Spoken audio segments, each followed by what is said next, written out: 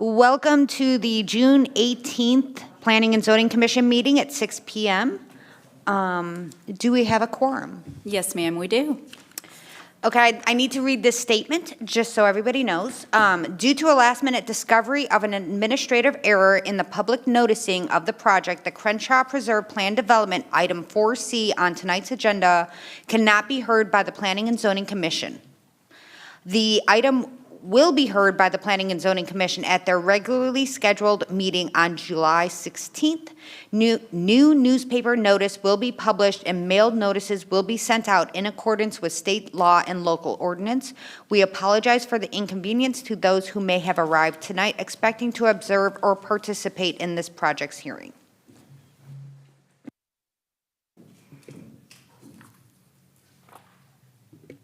What is the next item on the agenda? Item 2, public comment. I do have one that would like to speak, Ms. Karen Kaiser of 1093 North Churchill Drive on agenda item 4D. Welcome, Ms. Kaiser. Thank you, Madam Chair. Thank you, P&Z. I wanted to watch from home, but item 4D was so near and dear to my heart, I had to throw on a sundress and come out. I live in the reserve at Chamberlain Crossing, otherwise known as Mud 7, and this abuts our neighborhood, or not the part where I live, but we won't be able to miss it coming and going. But after all the things that have come and gone and not been approved, in my time, cottages on, this is just a beautiful project. I have long begged that that corner be commercial. I've gone a few rounds with a few people I respect here of, that would be the change I would have made to the comp plan and this and that. Well, darn, if here isn't this project, using the, whatever that pink designation, and I'm not on P&Z anymore, I forget the words, but it could be residential, but it's offices instead. I think neighbors will prefer to be buffered by office suites versus any form of residential. It's just to have 100% commercial, exciting things that will be a destination. I could see people coming from, certainly from Rockwall and Roy City, to this project, Fate Yards, I think it's called. I'm just very excited. I hope you all are as well. I really hope the council is as well. But it just looked like a beautiful restaurants, a little grocery, a hotel, miniature golf, indoor. It just looked like absolutely a destination that's exactly what we've dreamt of. Fresh brings people from far and wide. I think this, should it get your blessing tonight and get approval from council and move forward, I think it will be an enormous source of revenue for Fate and a whole lot of fun for those of us that live here. People in my neighborhood can walk. So I just had to come say that. When you sit at home and enjoy the meeting, you can't put your 2 cents in. So thank you. Thank you, Ms. Kaiser. On to agenda item 3, consent agenda. I'll take a motion for the consent agenda. Second. No, I need somebody to make the motion. I'll make the motion. Okay. So, I'll second. perfect. So we have a motion and a second. I'm sorry, Any- Ms. Lubinsky. Who made the motion? Was it Terry? Okay, Brandon and then Brandon did. Brett. Yes. Do we have any discussion? Okay, go ahead and vote then.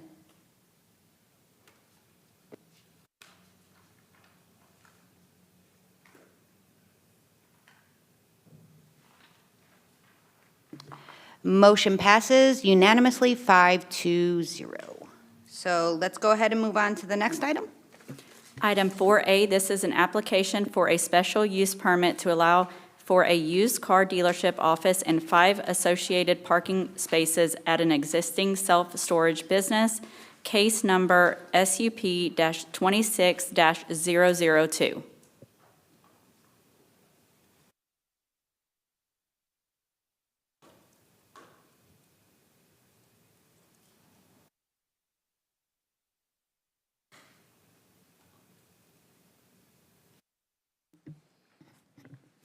Good evening, Madam Chair, members of the Planning and Zoning Commission. My name is Ryan Wells. I'm the Director of Planning Development Services here at the city. And I'll be giving the staff presentation for the auto dealership office at Lock and Leave Self-Storage. This is project ID SUP 26002. So this is a relatively simple request. This and item 4B are almost identical. So I'll run through these really quickly because they are so simple. This is a single lot currently zoned general commercial and currently developed as an existing self-storage facility located on the south side of I-30 frontage, approximately 1,270 feet east of Rochelle Road. Here's an aerial of the site. You can see it's just along that kind of major south side frontage with a lot of different types of uses north of the new middle school that's located on Gettysburg.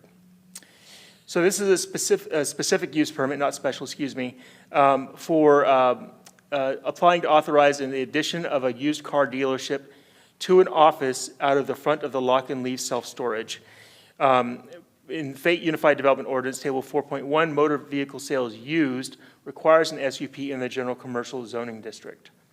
So here's a layout of the site. You can see it's primarily covered with enclosed storage units, uncovered parking areas, and covered parking areas.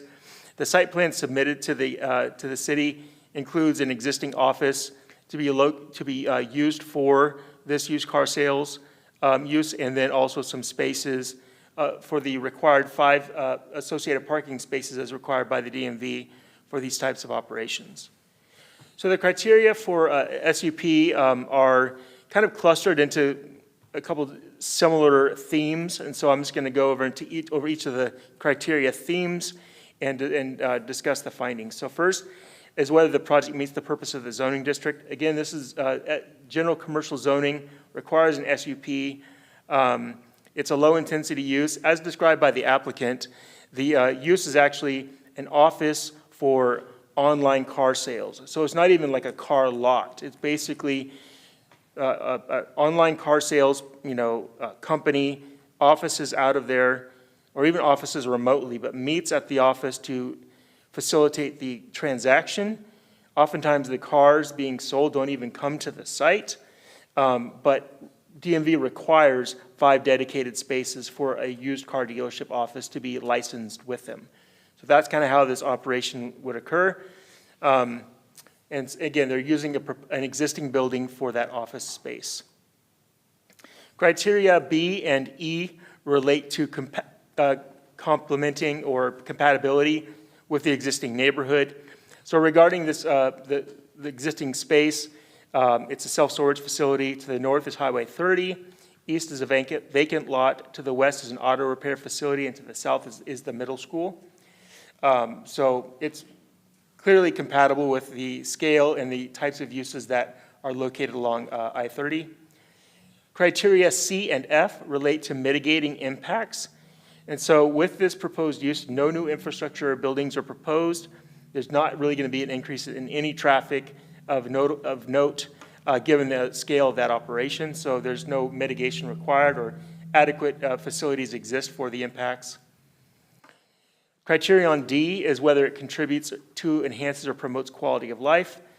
It doesn't change the physical layout of the site, and it's, again, a low-impact operation providing for more commercial sales of vehicles within the city of Fate. We don't anticipate any detriment to the quality of the life of residents or neighboring businesses.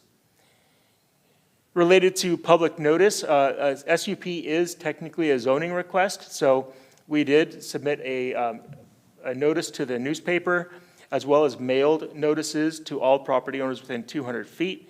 This is a map indicating that 200-foot buffer from the subject property. We ended up sending 8 public notices, and as of this evening, we received no written responses. As we normally do a fiscal analysis for most zoning requests, this is such a small-scale project, we didn't conduct a fiscal analysis, primarily because the site's on a TxDOT facility. No new infrastructure or development is proposed. So staff's recommendation for this SUP is approval with conditions, with the following conditions. Condition 1 is that a maximum of 5 dedicated spaces for used auto sales may be assigned to the site. Condition 2, designated parking spaces shall be located behind the first cluster of metal buildings. Vehicle parking and storage may not be located in front of the buildings as indicated on the accompanying site plan.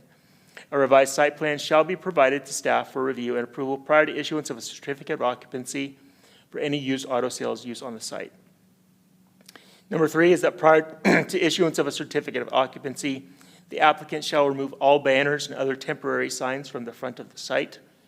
Number 4 is that no additional signage shall be permitted on the property without obtaining a sign permit from the city. Number 5, flags or banner signs advertising the sale of used cars on the property shall be prohibited.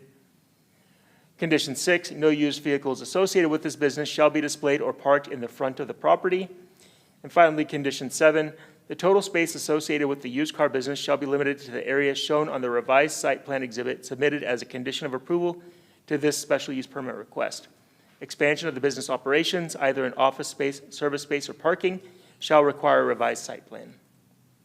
That concludes my presentation. I'm happy to take any questions from the commission. And the applicant does not appear to be here right now, so we'll... Oh, there you are. Geez. Sorry, man. Yeah, so the applicant will does have a presentation lined up for tonight's 2 requests. It's the same applicant for items 4A and 4B. Thank you, Ryan. I'm just going to kind of go down the line, ask if anybody has any questions or discussion. So Commissioner Horton, do you have any questions for the applicant or for Ryan? Will any of the frontage part be upgraded where it looks a little nicer? The conditions that we imposed, given the very low change to the site, was that the excess signage, excess banners and stuff like that would have to be taken down. But we aren't requiring any frontage improvements or anything of that nature in our recommended conditions. Commissioner Clayton? Ryan, can you go back to on the slide number 6, as far as like what areas are associated? Because actually, like the conditions that you guys like impose, I'm just like understanding like what would be like where you're talking about the. Okay, like where you're talking about the parking spaces for the business that can't be associated in Okay. Yeah, because we, as a standard for outdoor vehicle storage, unless it's a specifically approved site plan for vehicle sales, we don't allow those vehicles to be in the front of the site, unless it's like a specifically approved car lot. But this isn't a specifically approved car lot. This is accommodating online sales of vehicles. So we would want those dedicated parking spaces to be further back into the site and not right there in front. And also, per our measurement, there isn't sufficient space for five vehicles to be parked side by side from the front side of that building to the gate. And so it would need to be accommodated elsewhere on the site, and that would be determined in a subsequent step of the, in that site plan review. Okay, thank you. I was just confused a little bit by the diagram, so thank you for explaining that. Okay, thank you. Yes, sir. Commissioner Alvarado? Thank you. Ryan, could you please walk me through the impetus for the signage language? Does he have items that are against code right now, or is it just for the aesthetic? So one of the things that we're trying to do just across the board on the I-30 corridor is that signs that are not permitted or signs that are temporary in nature, we're trying to just reduce the prevalence of those. And so in the case of this property and then the other property, subject to the other SUP request, there are a couple banner signs that either were approved for a temporary amount of time or were not approved. And so the requirement is that those need to be removed just to maintain the permanent signage and not just have a prevalence of temporary signage that was never approved by the city. Understood, thank you. Yeah, I was really happy to see that language, but I wanted to understand the reasoning for it. Yes, sir. And it's good to hear. I do like the question about the front, the landscaping, if there was any improvements to be made there. I understand the reason for not doing so, but if the applicant ever wanted to, we'd more than welcome it. And I'm looking forward to seeing the presentation. I'll probably have more questions after that. Thank you. Thank you. I have one more question for you, Ryan. As part of this, because it's a smaller operation, not completely being located out of Fate, it's just the office is being housed in Fate, is there any perceived or anticipated tax revenue that comes from the sales of these cars that are going to come to Fate, or no? I don't think I have a good answer for you on that. Generally, how vehicle sales are taxed, it's like an inventory tax. It's not a sales tax, and it's generally assessed at, I think it's December 31st of the year. What inventory you have on the site is generally what is assessed. That's what I understand. I could be wrong. Allison, if you have any thoughts on that, please chime in. Or maybe the applicant might even know, because he has one of those operations on the other site already. So maybe he has some information on that. But that's my general understanding of how that taxation on vehicle sales works. And so the fact that it's all happening remotely, my conservative expectation would be that we would not receive any sales tax or any kind of tax revenue from those vehicle sales. Thank you very much. So does the applicant have a presentation? So come on up. I'll set it up for you.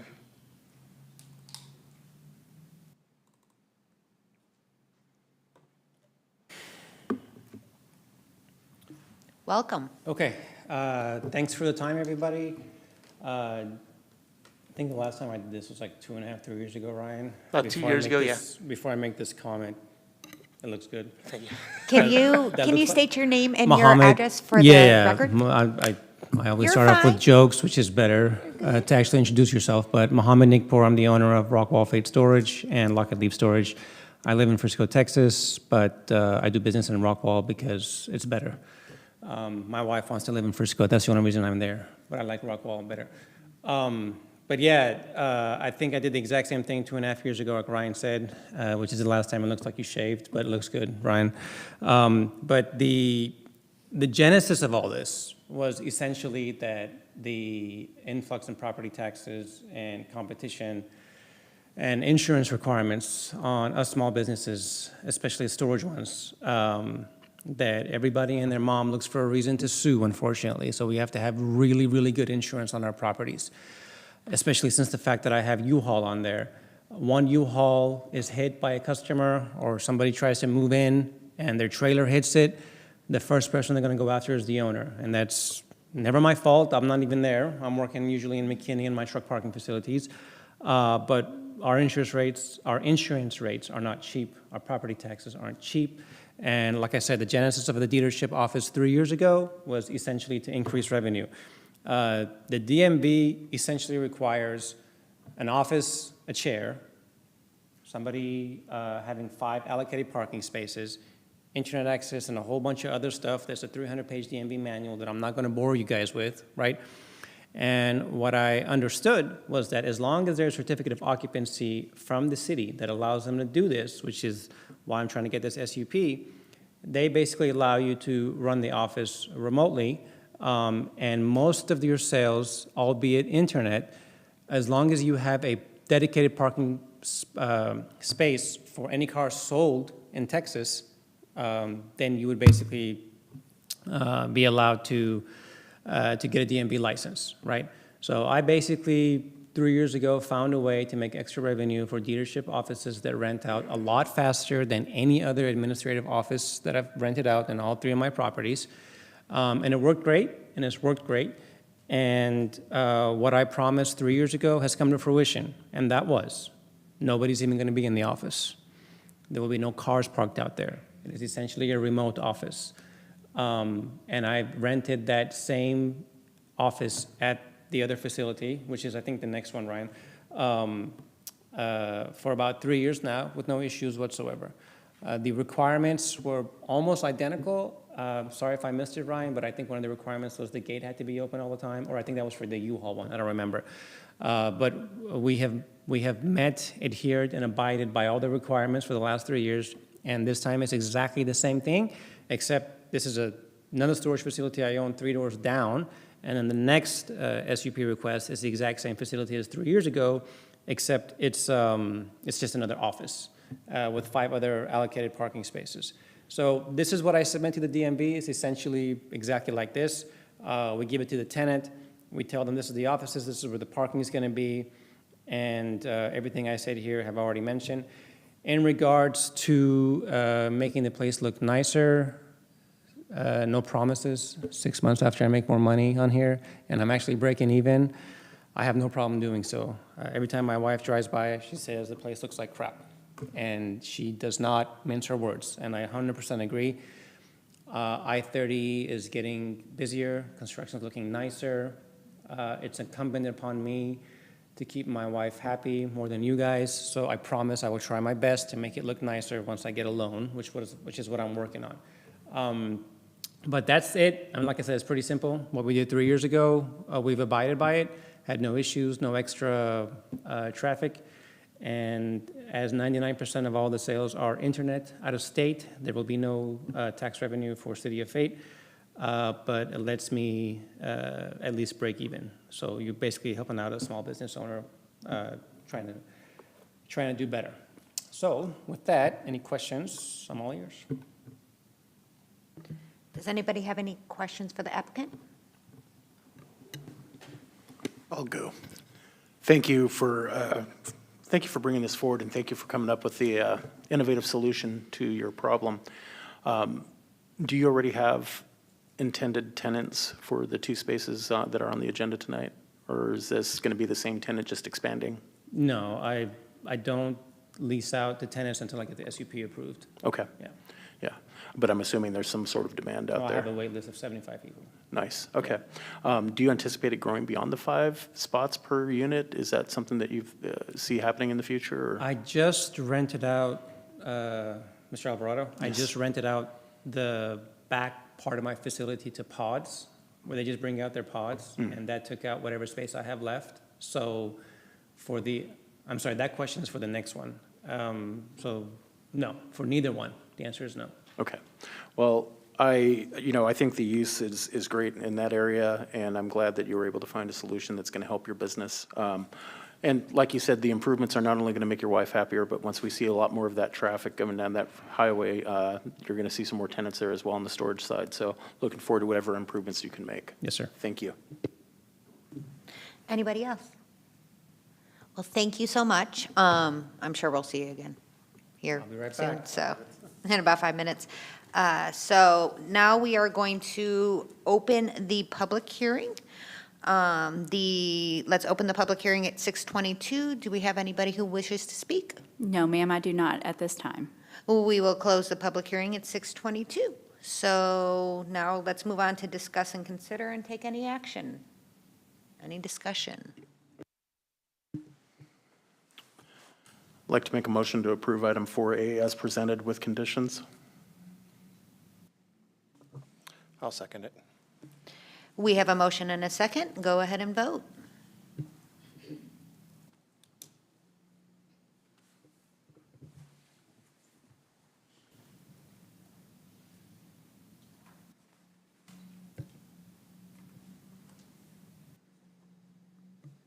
Motion passes with 4-1. The no vote is from Brett Bushnell. Next item. Agenda item 4B, this is an application for a special use permit to allow for a used car dealership, office, and 5 associated parking spaces at an existing self-storage business, SUP 26-003.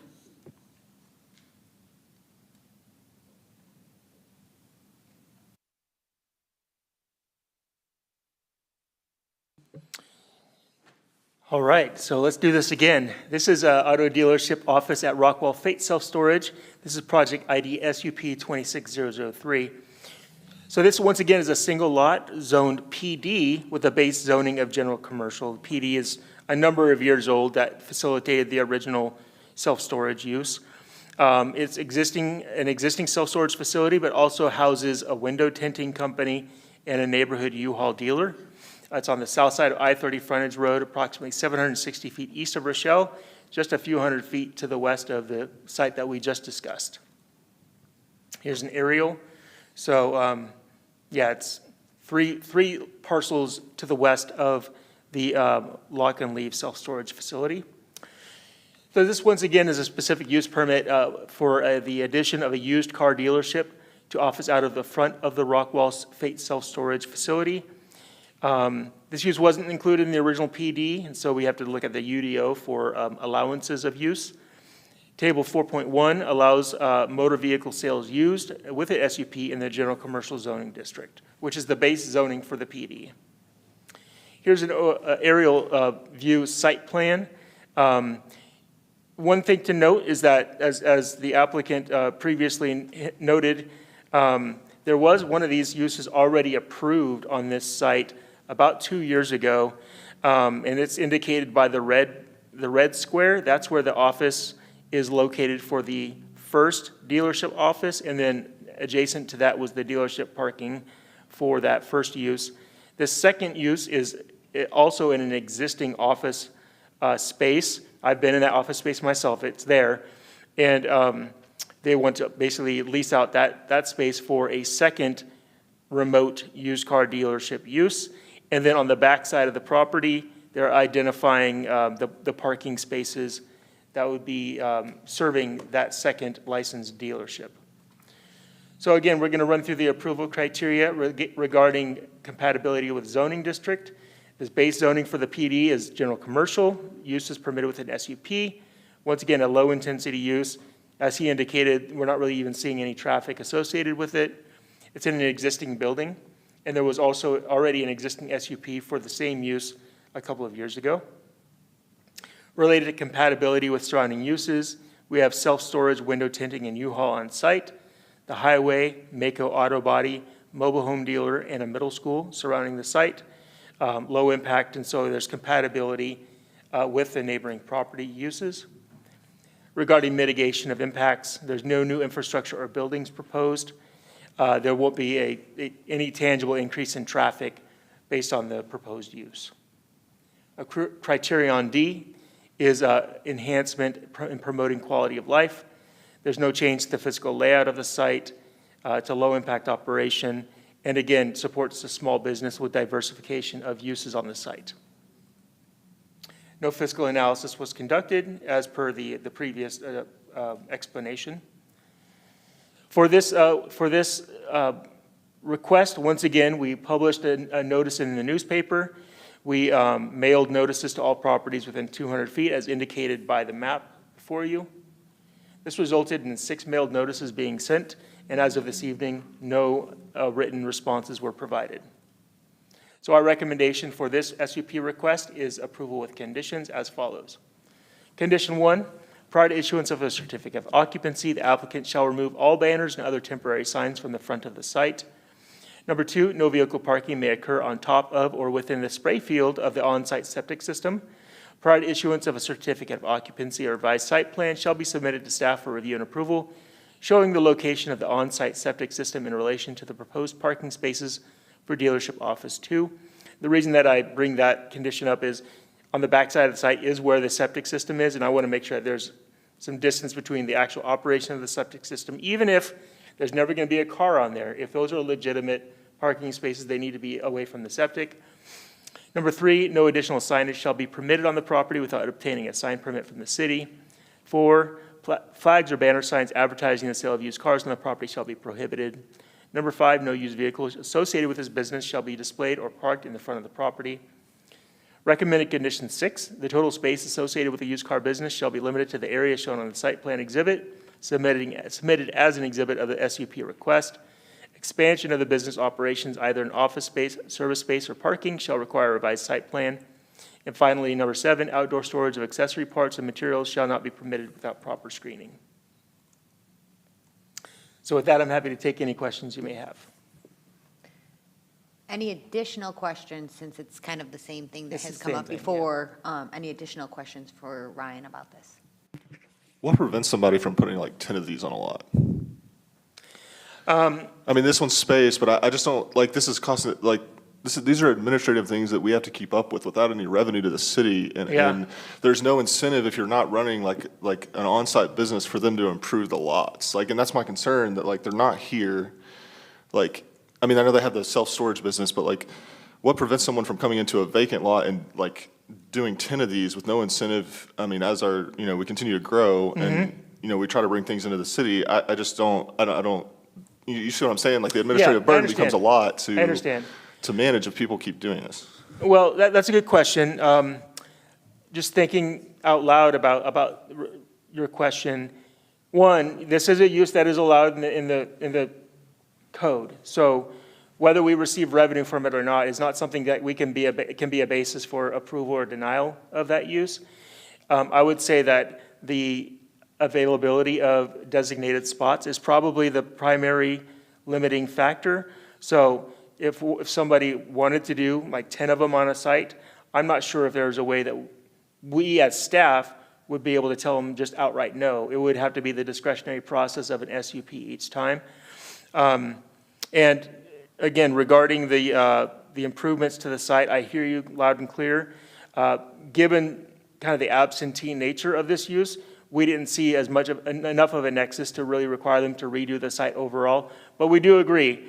One thing we are trying to do with all of these new developments along the I-30 corridor is making sure each one contributes positively to the presentation of I-30 within the city of Fate. So that is important to us.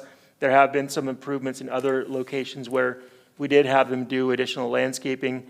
It's difficult because sometimes there's impacts directly to the TxDOT right-of-way where they're not going to allow, like, say, planting of trees and things like that. So it's a little bit difficult with existing facilities especially. So that's where we kind of came up to the limit, clean up the signage, try to clean up a little bit of the site, but to impose additional site improvements will be difficult given the existing condition of the site. I hope that answers your question, Brett. Thank you.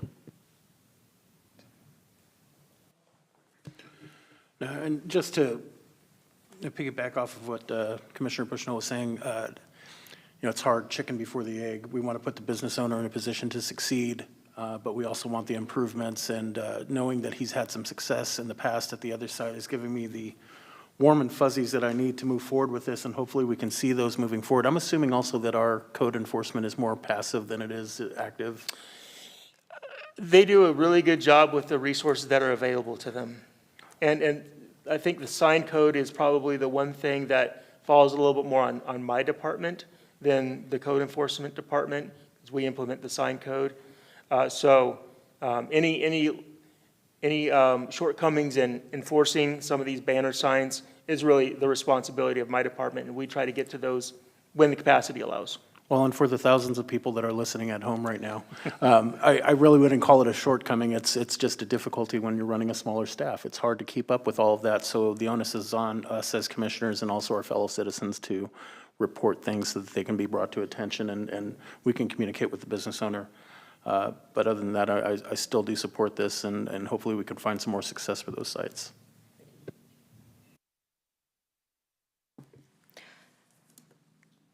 Does the applicant have anything else he would like to add? Yeah.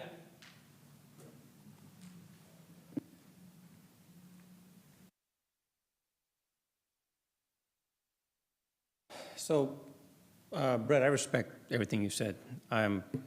If I didn't own that business, I'd actually agree with you. I would respectfully say, and I hope this changes your mind, that what we offer with U-Haul and self-storage is, for me, it's more than the money it makes, which is break even. We run the best U-Haul facility in Rockwall, and it's not even close. I'm the only owner who puts my personal cell phone number on the voicemail. Call it and you'll see. I take calls from, midnight till 7 a.m. all the time because I actually care. I don't make that much money off U-Haul. I genuinely care about the service we offer to people, and it's a lost art.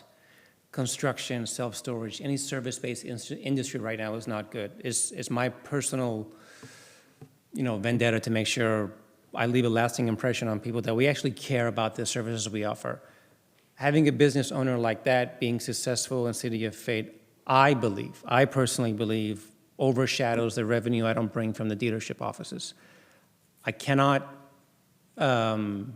giving you a warm and fuzzy feeling about not having more than 10 cars there, but the reality is, in the 3 years that we've had for this SUP that's been approved, Brett, we haven't had one car out there, right? So the way I run them and the out-of-state sales that we do, or the tenants I rent them to, they don't ever have cars out there, right? I am more than welcome to, have on-site inspections and whatnot. But I'm not going to bore you guys with the exact same thing that we went over in Lock and Leave. All I'm going to say is the first one that was approved was the one on the front and the one with the red, let's see if it's visible here. I don't know if it shows up there. Yeah, that red one right there is the one I am asking for, and the parking is going to be back here. And quite frankly, our U-Haul traffic has increased so much that I don't have room for cars anyway, right, outside of these 5, right? So we've been overloading that back with U-Haul. If you actually look back there, it's pretty much filled up with U-Hauls. And that's it. I hope that changes your mind, Brett. If it doesn't, I understand. But that's basically it. If there's any other questions, I'd be more than happy to answer. I do have a question. In your previous statement, you said something about pods coming in too, but you said this was for the next SUP. What were you talking about, the pods storage? No, what I was here, Mr. Alberto was asking, are you asking for any more dealership offices? And I said that I have a pods contract that pushed me over the edge of breaking even, so I have no need for additional dealership offices after this Okay. one. Thank you for clarifying that. I just wanted to make sure. No, I So- probably didn't explain it right. Anybody else have any other questions for the applicant? Sorry, I did have one more question. I should have asked this earlier. Have you ever had any issues with the middle school students coming onto the lot, anything like that? I would assume that you have not, but, No. okay, just No, wanted not to at all. check. I should have asked that the first time. No, I like watching the football practices when I'm out cleaning the yard. Yeah. Thank you very much. Anybody else? Well, thank you very much. Appreciate the time. Let's go ahead and open up the public hearing for 6:36. Do we have any? Yes, ma'am. Ms. Karen Kaiser of 1093 North Churchill would like to speak on this agenda item. Welcome, Ms. Kaiser. Karen Kaiser, 1093 North Churchill. I remember Mohammed well in the years that I sat on the Planning Commission.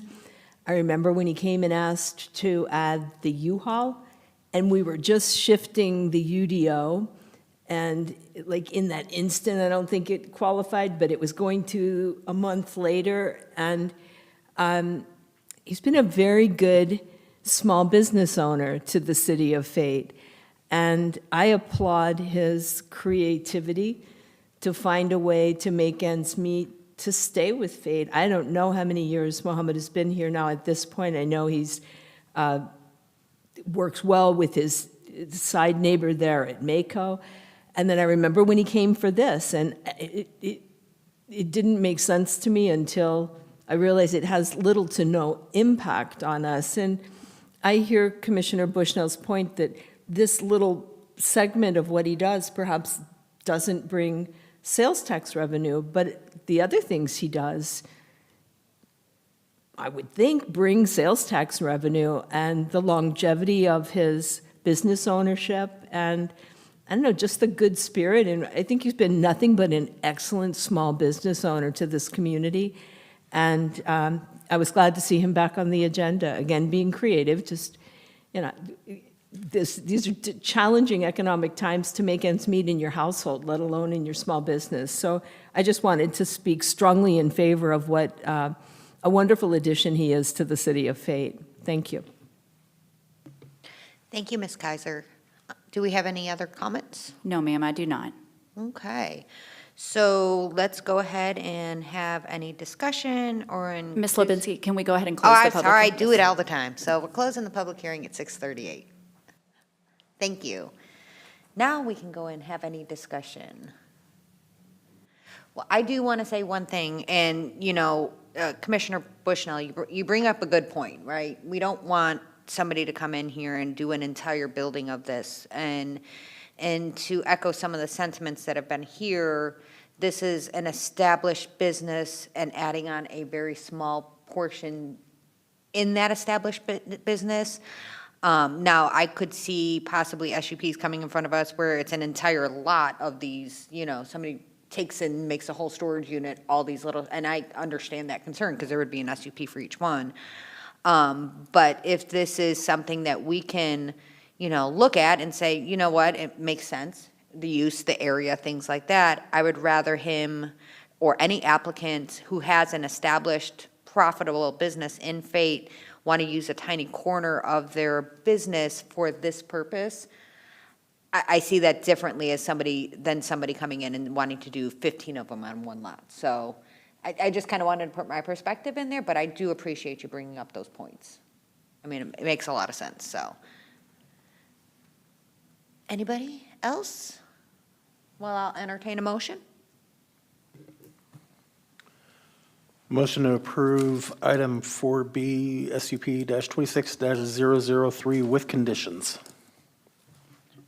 I'll second it. We have a motion and a second.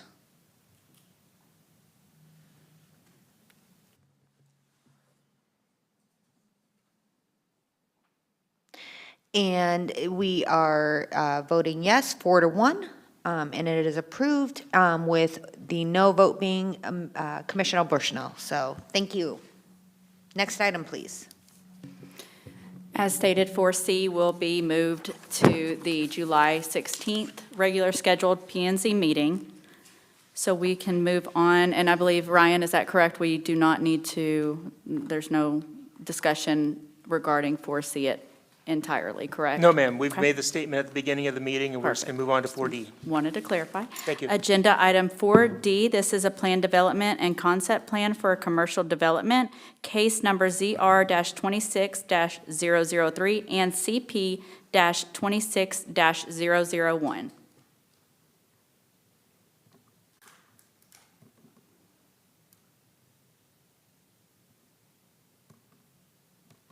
It got very quiet in here. Good evening, Commissioners. It's really nice to see you all again. Just for the record, my name is Catherine Linares. I am the Senior Planner for the City of Fate, and I'll be debriefing you all tonight on Fate Yards, project ID number ZR26-003, in conjunction with project ID CP-26-001. So, just to get you a bit oriented with the project site, it is located at the southeast corner of I-30 Memorial Parkway, just north of Greenbrier. It is comprised of 2 parcels that are a little under 50 acres total. This site, or project site, I should say, is currently zoned agriculture and is undeveloped. And this gives you an aerial view. It also pinpoints, or highlights, I should say, some nearby areas that, are very, I would say, noticeable or just known throughout the community. So Lafayette Crossing will be across the way. Fate Village is just across Memorial Parkway. Of course, when you go a bit north, it's downtown Fate.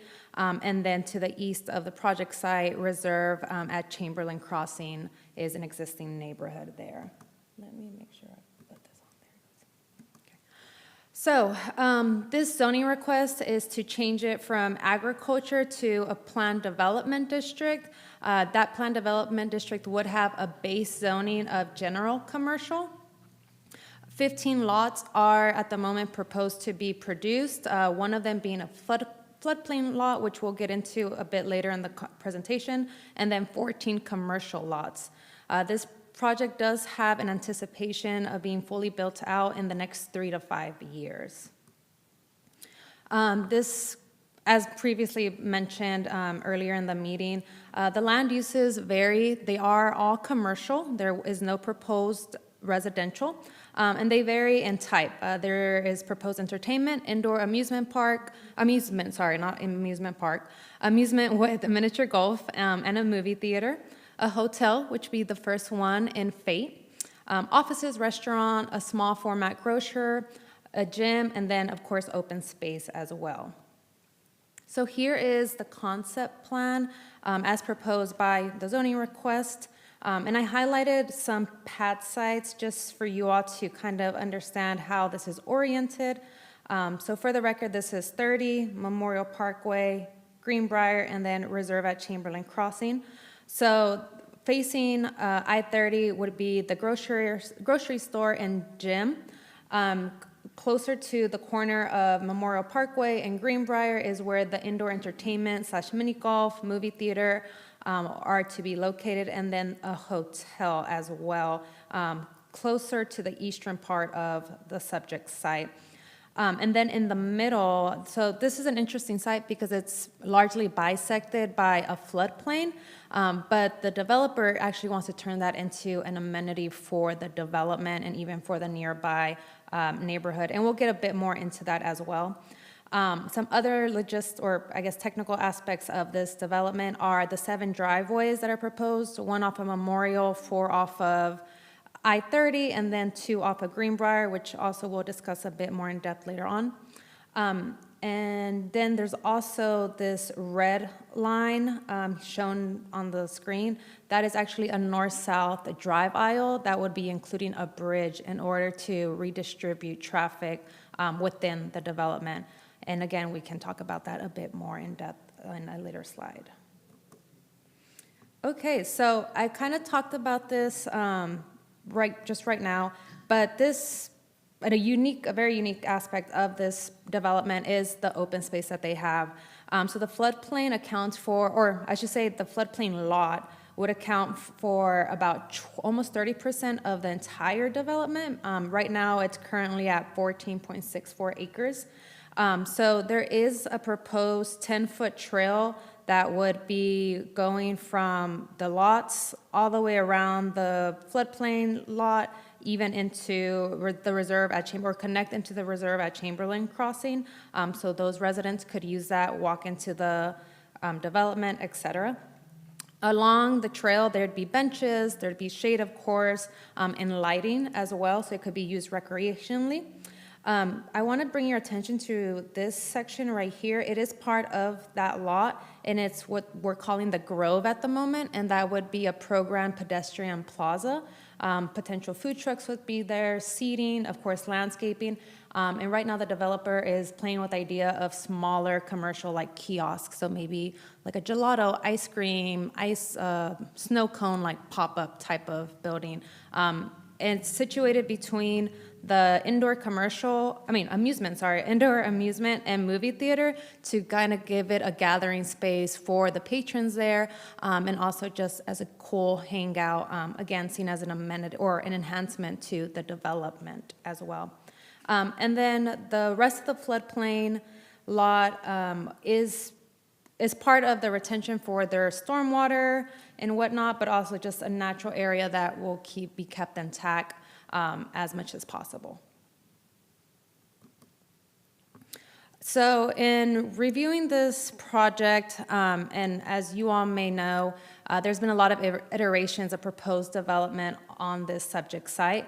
One concern that has come up several times is, the buffering or the compatibility with nearby uses, specifically this residential subdivision, Chamberlain Crossing. So as part of the PD standards, staff and the developer have come to the agreement that a minimum 100-foot building setback would be observed from Chamberlain.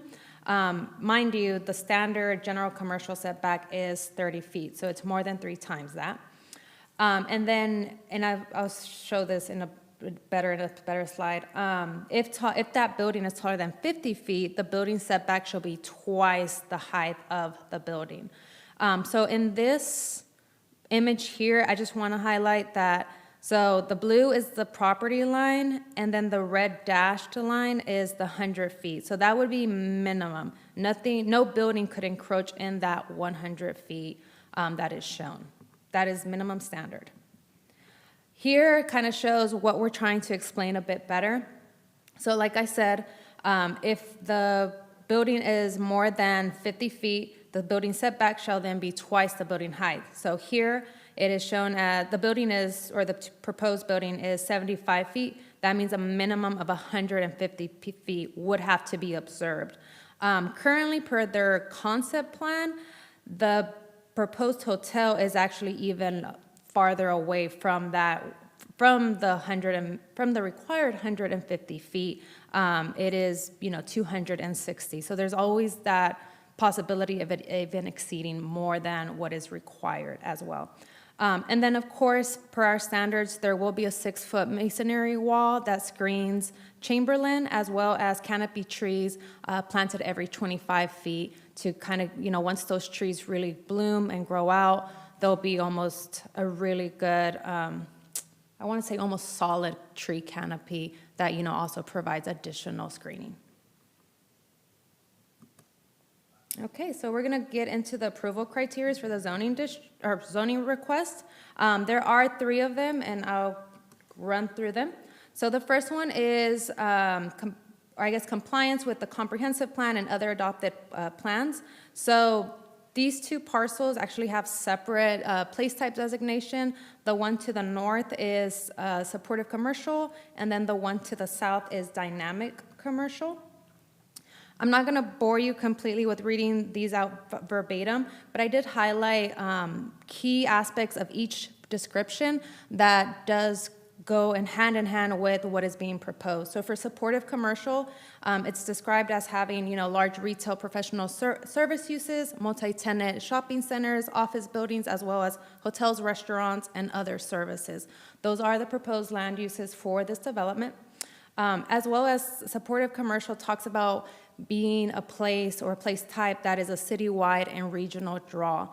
Considering the uses that are being proposed, such as the indoor amusement, the movie theater, the hotel, that does, comply, or I would say align very well with that place type description. And then dynamic neighborhood, this place type primarily focuses on housing. However, there is a section where neighborhood retail and office uses are compatible in that place type. Again, this development does propose office uses, but also about 4 multi-tenant retail spaces where those neighborhood retail users could be housed in as well. And then, as you all know, the comprehensive plan does have specific strategies as well, and this proposed development aligns and fits very well with the following 2. The first one being promote Fate as a destination for business and retail development, and then the second one, encourage retail and commercial growth along key corridors, one which is highlighted as I-30 and FM 551. So the second criteria is reviewing the character of the surrounding neighborhood. So to the north is I-30. To the east, it's Reserve at Chamberlain Crossing. To the west is Fate Village, which is primarily commercial development. And then to the south, there are some smaller commercial lots as well as some undeveloped parcels. That being said, though, this one's to the south. Per the FLUP, Future Land Use Plan, that area is designated as neighborhood commercial and dynamic neighborhood. So if those were ever to be developed, it still would be in compatibility with the subject site. Criteria 3 is, or C, I should say, any factors required or allowed by Texas law and case law. There's no specific Texas laws or case laws beyond those that we generally use, were used to address or used to review this project. So then for the concept plan, there are 7 criteria, and I've abbreviated some of them for just sake of, but we'll be going and diving into them a bit more. So criteria A is if the concept plan addresses a unique situation, confers a substantial benefit to the city, or incorporates creative design, and also represents an improvement in quality. The PD, as written currently, does establish a cohesive framework for an entertainment district, which is something that Fate residents mentioned in the previous comp plan and we have heard throughout. It does allow for certain uses to either be permitted by right and or, well, also the enhancement of design features in regards to architecture and building materials, which we as cities can no longer require, as well as their superior landscaping, wayfinding, and connectivity that is established by the proposed PD standards. And then, like I mentioned before, there is that integration of green space as an amenity to the development and the nearby residents. So criteria 2 looks at the development, If there is appropriate transitions to the surrounding area, as I had mentioned before, there is that minimum 100-foot building setback. Additionally, I wanted to just like highlight that, at least in the southern eastern part, I should say, there are offices, and then the one to the very north, like on its lonesome island, I call it, is a restaurant. These are seen as less disruptive uses than having, the movie theater right abutting the residential. And then, of course, as previously stated, there would be the 6-foot masonry wall and then canopy tree plantings at regular intervals of that shared property line. So criteria C, it looks at the streets within the development, if they provide adequate circulation, and so on. So as I had mentioned a little earlier, there are 7 proposed driveways. And then there is a main drive aisle, which is north to south from I-30 to Greenbrier. I should mention, just for the record, there is no proposed vehicular access from the development into the reserve at Chamberlain Crossing. The only way to get in and out would be through that 10-foot trail that we previously talked about. So because traffic can sometimes be, a very valid concern, we did have the applicant produce a TIA, traffic impact analysis. And I wanted to just highlight some key findings and then also some mitigation recommendations that will be happening in order to sufficiently address those concerns. So the TIA did look at peak hours, the AM from 7 a.m. to 9 a.m., PM hours 4 to 6, and then they also looked specifically at Friday PM, which we'll get into in a minute. But on the right-hand side shows the net new vehicular trips generated per hour. The Friday PM was specifically looked at because they anticipate that the movie theater would generate additional traffic or, trip generations during that hour, or those hours, which is 6 to 10 p.m., given, people tend to go, or I should say quaint, those types of uses at that time. So obviously, trips are being generated by this development because you have really great attractions. And part of the mitigation recommendations were the construction of right turn lanes and also left turn lanes. I'm going to sound these off real quick, but I also have a better visual that will kind of get to it. So for South driveway number 1, along Memorial, there is going to be a northbound right lane to be constructed, and then there'll be eastbound right turn lanes constructed along these 2 driveways as well. And then there'll be a left turn lane actually constructed within Memorial Parkway to enter into this driveway. And then along Greenbrier, there will be eastbound left turn lanes that will be striped. Again, I have a better visual of that, so don't worry. Oops, I passed it. And then additionally, the Memorial Parkway and Greenbrier intersection, a traffic signal will be installed there. And I mentioned right now, there's a bunch of right turn and left turns that are going to be constructed. There's no need for right-of-way. The existing right-of-way, there's enough space in those right-of-ways for it to already be constructed. So this is probably the better one. So I've numbered them off right here, but as I said, so this is site driveway number 1. There would be a right turn lane, and then there would be a middle left turn lane. There would be right turn lanes to site driveways number 2 and 3. And then site driveways number 6 and 7 would also have a left turn lane, and those would be striped. And then here it would be that that traffic signal at the intersection of Memorial Parkway and Greenbrier Road. Criteria D looks at how the streets are designed, if they create a pleasant walking, biking environment, so on and so forth. So that main north to south drive aisle is envisioned to include a decorative bridge, And then the 10-foot trail will also run alongside it. And then, of course, there would be landscaping and signage. And then all the other drive aisles would have to meet all applicable city regulations and design criteria. So criteria E looks at, or basically says no cul-de-sacs shall be permitted. That's not the case in this development, as none are proposed. And then criteria F requires that stub streets be, considered. Again, that's not the case in this development. It is mainly all self-contained. Criteria G looks at if the concept plan provides common open space.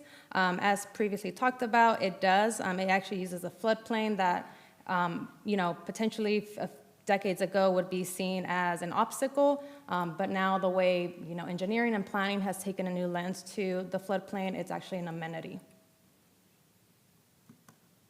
So the fiscal analysis. So the project value at complete build-out is to be $107 million. The first year, once it's completely built out, it would have a contribution to the city of $1.6 million.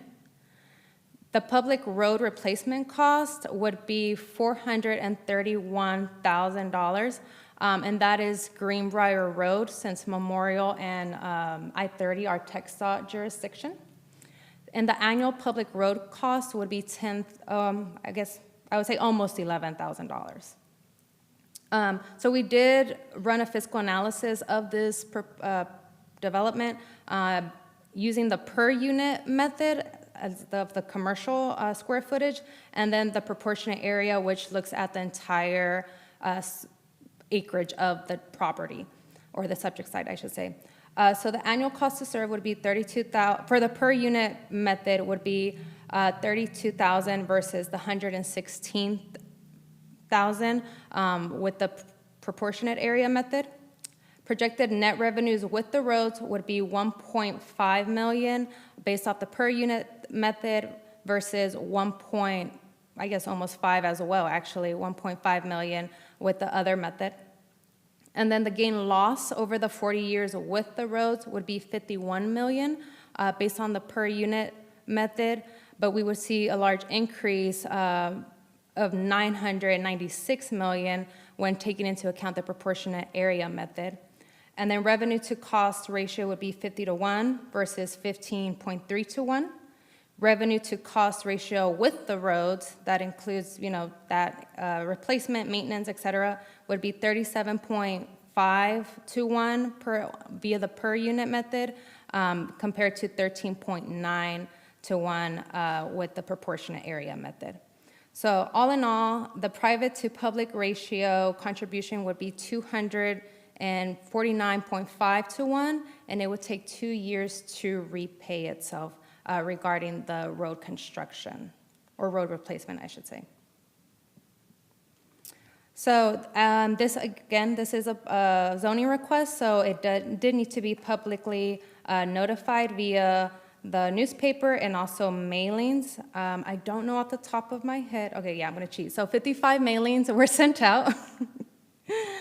And as of this afternoon, we did have one response, and it was against the development.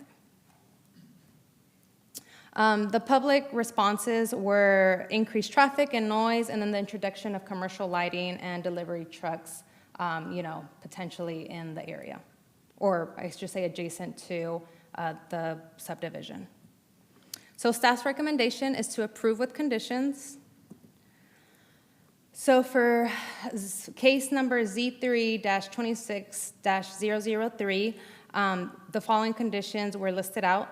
Number 1, the development shall incorporate recommendations as reviewed and approved by city staff and consultants from the Traffic Impact Analysis, TIA.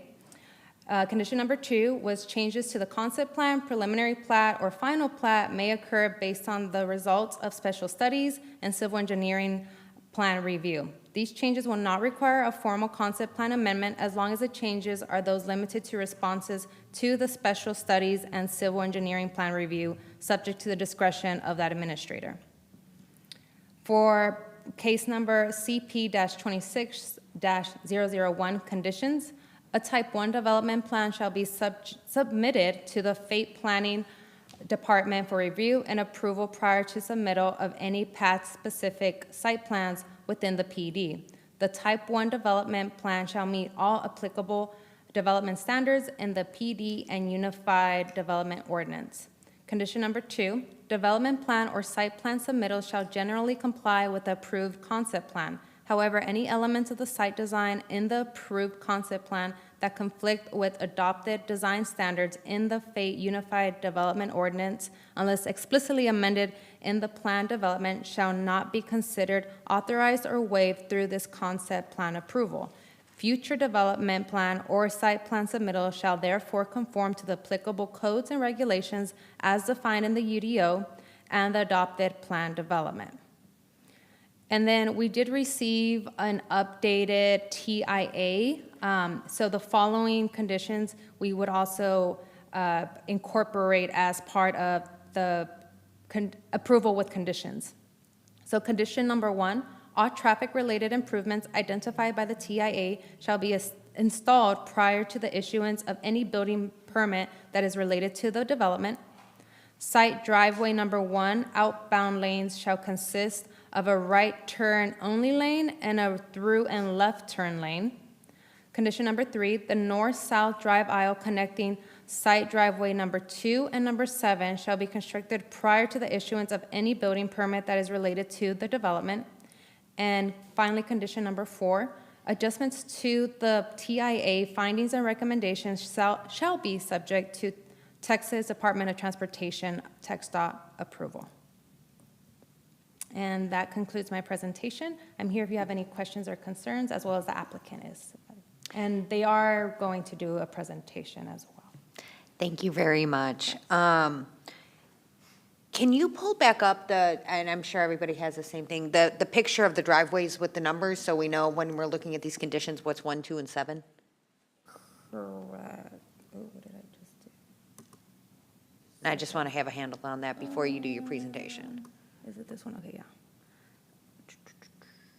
Where did I? Thank you. I was like, I know I saw it. Okay.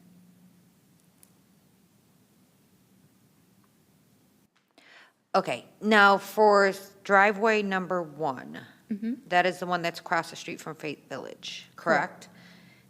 Is that at the same point of the entrance to Faith Village? Do those correspond and meet up directly with it? They do, yes. Okay. But the only place that is in the conditions to put a light is down by Greenbrier Memorial, correct? Correct. Okay. So we actually did talk to our traffic engineer earlier. It is not a signalization there is not warranted. It could be reevaluated once Memorial Parkway is fully widened by TxDOT. Okay. But Thank at the you. moment, it's not warranted. Thank you. Anybody else have any questions before we bring the applicant up? I was just thinking on, driveways 4 and 5, is there going to be a right turn in put there as well? There is not, just because that anticipated use, which is a restaurant, isn't anticipated to, generate that many trips that would warrant an individual right turn lane. If anything, and this is me just talking, this would basically be a one-way in, one-way out, because it's all going eastbound. So that's also contributes to why there was no need for a dedicated right turn lane. I would add that in TxDOT's issuance of a 1058 driveway permit, they may require it, but the TIA is what guides the recommendations that Catherine shared, and that didn't recommend a deceleration lane for those 2 driveways. Brett, did you have a question? Yeah, this is about 4 and 5 again. I'm assuming the reason is both the floodplain and the trail system as to why the 2 don't connect. It's just a long ways to turn around and get back around there. There's no interconnectability between that particular pad and the rest of the development. So I was just curious if there was a reason why those didn't connect. I don't actually have a preference, and I kind of may, but I'm just curious as to why they don't connect to the rest of the development. It's because of the floodplain. Okay, thank you. That's what I thought. Thank you. Now, one additional question, because it's been like jogging in my, were these plans developed with knowing what's going on with 30 and those, the construction that is and the extension of the Blackland exit, the exit to Blackland Road? Like, is that all encompassed in here? Because I'm trying to figure out where that Blackland Road exit is going to come in based on this picture. So it would come in farther east from this. The TIA did take into consideration basically the trip generation from Lafayette Crossing, Fate Village, and then of course the development itself. But I don't believe it took into account the exit for Blackland. And I'm only asking because that Blackland Road might alleviate some of the additional traffic that normally that comes to Blackland Oh, I across see it. what you And that's mean, why I'm yeah. asking to see if that was taken into consideration, so. That I'm not 100%. Do you know what I'm saying? I don't know if you saw a glimpse of that. I didn't see any mention of it. Okay, perfect, thank you. Have they studied how this Greenbrier red light's going to affect Williamsburg getting out of the neighborhood? The stoplight at Greenbrier and Memorial, have they studied how that is going to affect Just Williamsburg south being of there? that, Oh, just south of that? just south of that is where we come out of the Williamsburg neighborhood. Okay. And it's going to stack up. Well, the intersection should alleviate that, sorry, not the intersection, the traffic signal should alleviate some of that. I mean, it would depend on the timing, that being said. So that would have to be something that is, looked at probably a couple of times to ensure that that timing gets, properly done. And by timing, I mean the actual, light timing, right? If I can add to that, so there's a methodology that the traffic engineers look at to determine when a traffic signal needs to be put in. It's based on TxDOT's methodology because FM 551 is a TxDOT facility. That signal is already warranted based on existing traffic conditions. And so because this project is coming in and creating such an increase in the trip generation and trip distribution, that's what's triggering this signal to be recommended as part of the TIA. However, TxDOT needs to still approve it. So even if we recommend it, even if we require it as a condition of approval on this zoning, if TxDOT says no, we still don't have the jurisdiction to do it.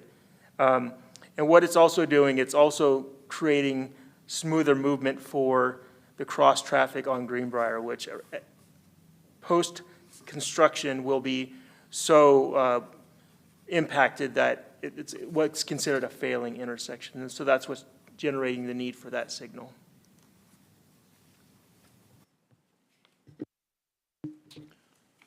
Sorry, it's still traffic. I'm curious to if there was any thought at extending that right-hand turn lane that's going into SD1 all the way to the 30 intersection to just keep it, or does it collapse? I can't tell by the diagram if it ends at SD1 because there's a build out for the right-hand turn lane at 30.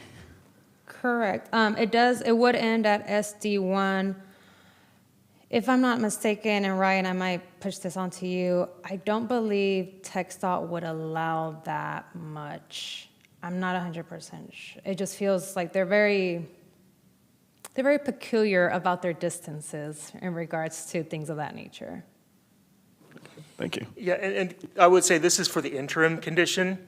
Ultimately, TxDOT is supposed to come and widen Memorial to a 4-lane plus turning lanes, and so you're gonna have an extra lane in there as well to distribute that traffic. But until that happens, the developer is 100% responsible for implementing all of these turning movement improvements to support their project. And then this may end up being for the developer, I'm not sure. I was just curious about the placement of the office that sits right underneath the SD number 7 sign that you have there. It's facing the opposite way of the 2 buildings next to it, and I'm just curious if that was our requirement or just a design choice. Design choice. Okay, thank you. My questions were centered, for now, until I hear the applicant's presentation, centered around traffic. First off, we got the traffic counts, 340, 540, 362, 540 for the Friday evening traffic. One thought that comes to mind is that it's interesting, the pad on its lonesome island, can we call it Survivor Island? That pad, it's almost as if it's so separated and such a distinct traffic pattern, it should almost have its own traffic analysis separate of the other sites. But I have a lot of concerns about the amount of traffic coming in there and the traffic that we see coming out of Fresh already. And I'm very, very experienced at coming out of Fresh because it's almost like taking a left turn on Memorial is like a gamble, and I'm a gambler. So, if you see me on an accident thing, it's what happened. But I do have a lot of concerns here. I'm glad that the driveways line up, but a traffic signal there seems like it would be the prudent thing to do. And any deceleration, acceleration lanes, any extensions that we can do, I'm just really interested to hear more about that because I have a lot of concerns about that. And also, when we talk about the counts on the traffic study, what are the counts currently? Because we see what they're going to be adding, but we don't know what that is in reference to.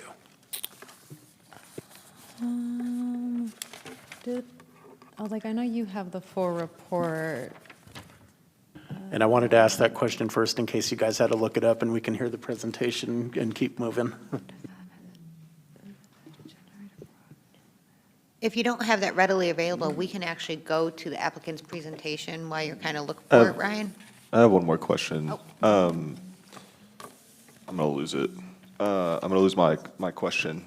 Yeah, we might have to come back to that too, because now, when I was waiting on them, I lost my question. I'll come back to it. That's fine. So are you good with that, Ryan? Yeah, before the applicant's presentation, if there are no more questions currently, I do want to make one correction from the presentation. Catherine did an excellent job, and this is just something that I didn't catch in my final review. If you look at the fiscal analysis, if you could go to that slide, Catherine, there was a typo in there, and it must be something that is coming from our back-end formulas in our spreadsheet that we need to correct. But again, I want to reiterate that this fiscal analysis is for information only and should not be the basis upon which to approve or deny a project. But for the proportionate area method, the gain loss over 40 years with roads is not almost $100 million, almost $1 billion. It's actually $59,835,480. So we'll correct that in our presentation for the council.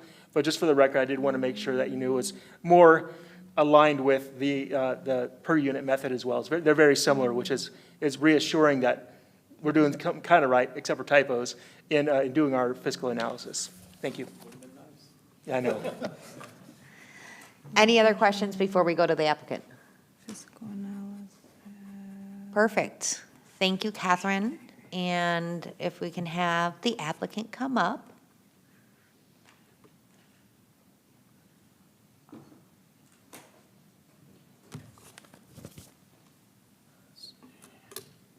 Welcome. Thank you. Appreciate it.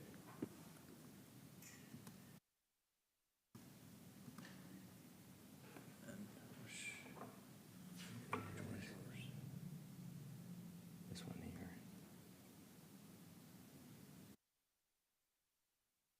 No way.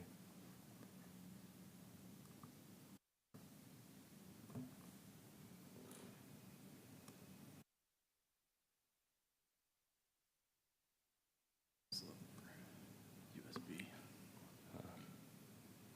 Makes sense.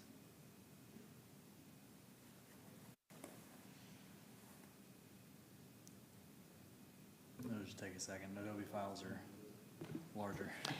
You're fine. It went out to dinner for a second, so.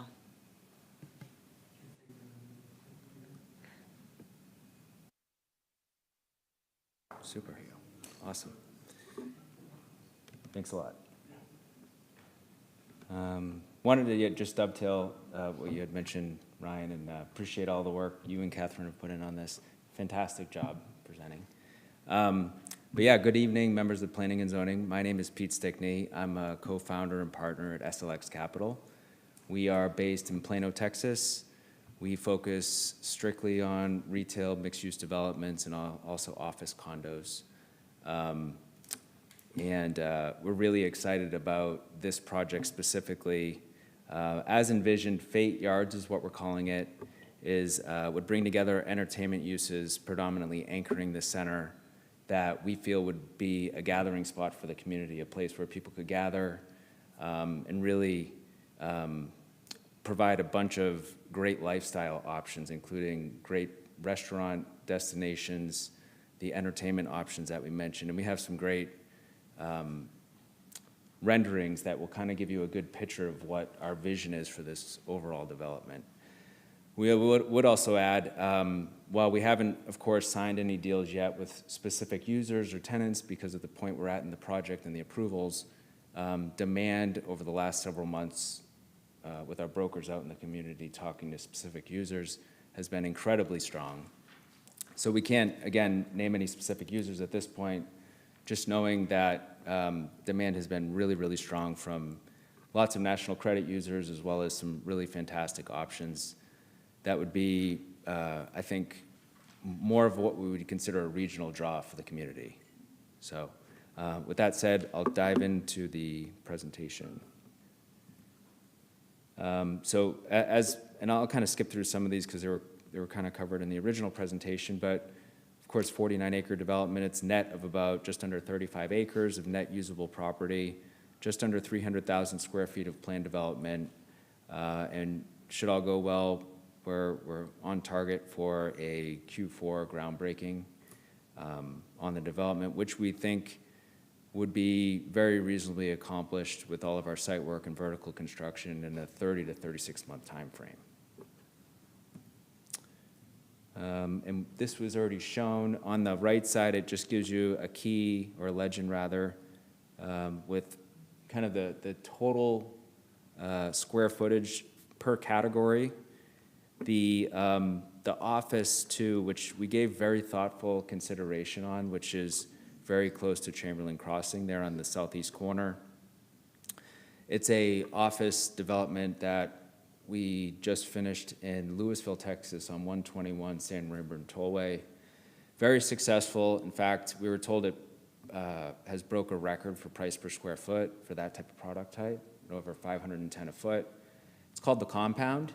The vision was that taking a high-end office tower experience in terms of floor to ceiling glass windows, high-end fixtures, open space, 19-foot ceilings are beautiful offices, bringing that into an office condo environment. We found those typical cookie-cutter small office condos to be dark, very confined, closed off, and we thought, well, what if we could bring that office tower environment to the condo experience? We developed the compound, and that was the project in Lewisville. We're now in the process of doing 2 more of those right off George Bush, one in Plano and one in Garland. Those are both breaking ground this year. And in that next iteration, the Garland and Plano, we're taking the original 2-story version, which was more of a mezzanine upstairs with a couple of offices, and bringing it all down to a single floor experience, which was really driven by the tenant demand for users that maybe have a more collaborative work environment. They want everyone on the same floor, or ADA requirements, et cetera. So we would be intending on this development, and the shape is showing kind of a U shape, but effectively it's a duplex. It's about 4,995 square feet. You walk in through the center, and there's an entrance on both sides. So each suite is about just under 2,500 square feet. But it brings all the same characteristics of the 2-story successful project, which is, the high-end amenities, lots of glass, really aesthetically pleasing. So we again, were very strategic and thoughtful on not bringing the 2-story model, albeit it was successful, so that it would provide less of a hindrance on those residents that are looking out their back window. They're not looking into the 2nd story of an office. We want it to be very accommodating for the neighborhood next door. And sorry, I could go down rabbit holes on everything on here, but that specifically I know is a very sensitive consideration for us, knowing how close we are to Chamberlain Crossing there. Here is the first rendering, and this is from a vantage point looking due south from, say, I-30, the bridge that's right there. So this main drive here is that first right turn in. So this is the hard corner over here on this corner. And this is the main drive connecting across the Conspan Bridge between the hotel and the cinema over to Greenbrier here.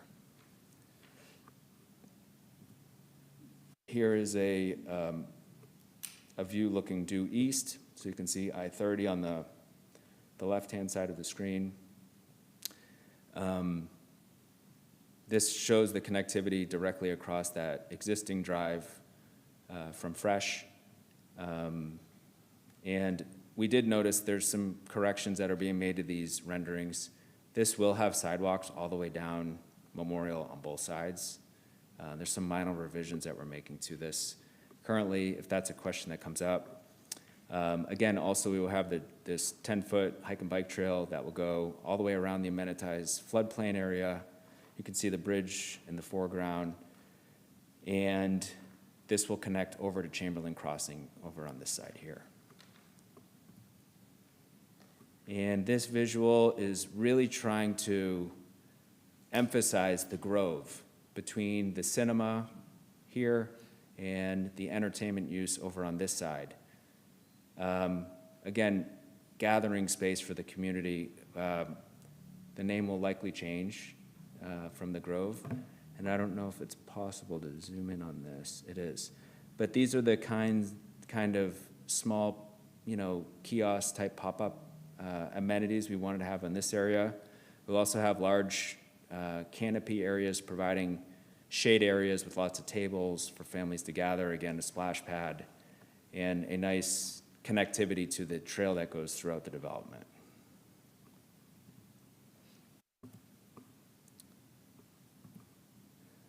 Us as a company, so again, we really focus on mixed-use retail developments. We just finished a development we're very proud of in McKinney called Eldorado Neighborhood Shops.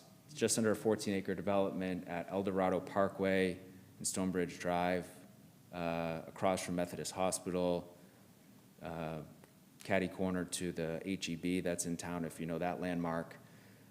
We just opened a Trader Joe's there. We did a build-to-suit on it, along with about 42,000 square feet of retail, and 3 pad sites in the back with a Crunch Fitness, medical office pad, a daycare called Willowbrae Academy, an operator out of Canada. This was their first Texas-based location or US-based location. And this is the office product that I mentioned in Louisville. So this is right on 121 frontage. This was 10 buildings, just over 30,000 square feet of office space. Again, record-setting in terms of price per square foot. They're fully furnished, move-in ready, kind of turnkey deals that was the first iteration, and we're really excited to expand and improve upon that in our next 2 iterations, and of course, fate would be the 4th. This just gives you a general layout of the compound developments that are coming up in Plano and Garland, just based on the sites. Again, very modular in the way that we can design these uses, both in these situations, using both what's called our Type 2, the 2-story, and Type 3, the 1-story, to give you an idea of layouts for this type of product. This is just a couple renderings of the existing spaces, and this is the downstairs. When you walk in, again, you have 19-foot ceilings. It's very bright, which weren't on those. Another just site we're working on currently in Grand Prairie. This is in the Epic Development Corridor. Right across, you can see Topgolf, Bass Pro Shops across the highway there. We're doing 2 different sites here with really a very smaller version of what we're intending to do in Fate. Between the retail, doing lots of nice gardens, water features, shooting fountains, things of that nature. But this is our bread and butter is retail. Build-to-suit product, national credit tenants is kind of our forte. And these are just a small, overview of the types of tenants that we've done deals with over all the years. Collectively, as a team, there's 4 principals. We've done just over $1 billion of commercial real estate transactions, and we're super excited, and I should say thrilled to be here in Fate. I remember originally our broker brought us over to the area. We always knew of Fate about 18 months ago to look at an 8-acre site next to Fresh. We saw this corner and we said, well, who's doing something on that? I mean, it was just such an incredible corner. And as we've been working with the team, have just really gotten more and more excited and thrilled to bring this and present it to y'all. And that's us. So I'll take any questions. And also, I wanted to point out, I have Mitchell Mulholland. It's funny how the world works. So Mitchell, for many years, has been our go-to guy across engineering, across all of our projects, to help us bring our visions to reality. And as it turns out, he's a resident of Fate, lives half a mile from here. And he's here to answer any technical questions if we have any. Thank you very much. So does anybody have any questions for the applicant?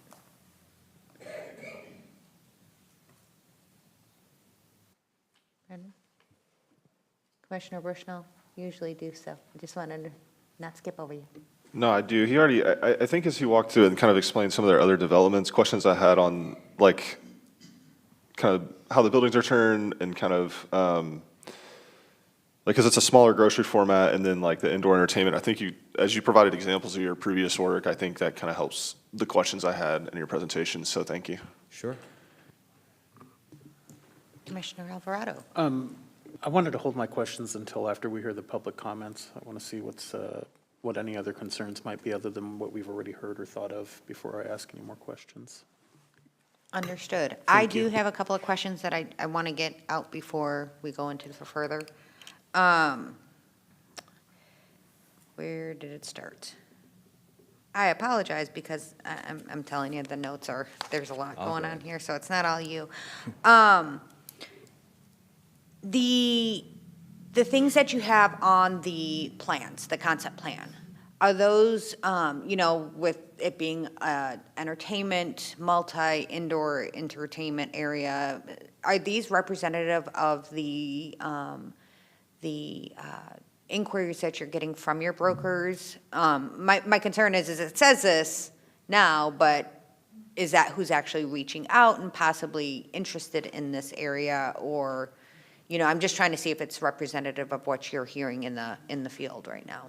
Yeah, Autumn, great question. So some of the inquiries have been from unknown parties or first-time parties or groups just interested in the vision here, but others are groups that we're either have worked with in the past and or are currently in the process of developing and building product for. Namely the large entertainment use with the mini golf. We're already under contract, have permitted plans to do this exact product in Allen, right on 121. And I can understand the question being, it looks like a great vision and that, but can we deliver? On that front, we feel very confident that the conversations are like the tenants getting irritated that it's taking us so long to give them firm answers kind of thing. It's of course an incredibly strong corner, great market, demographics are really good.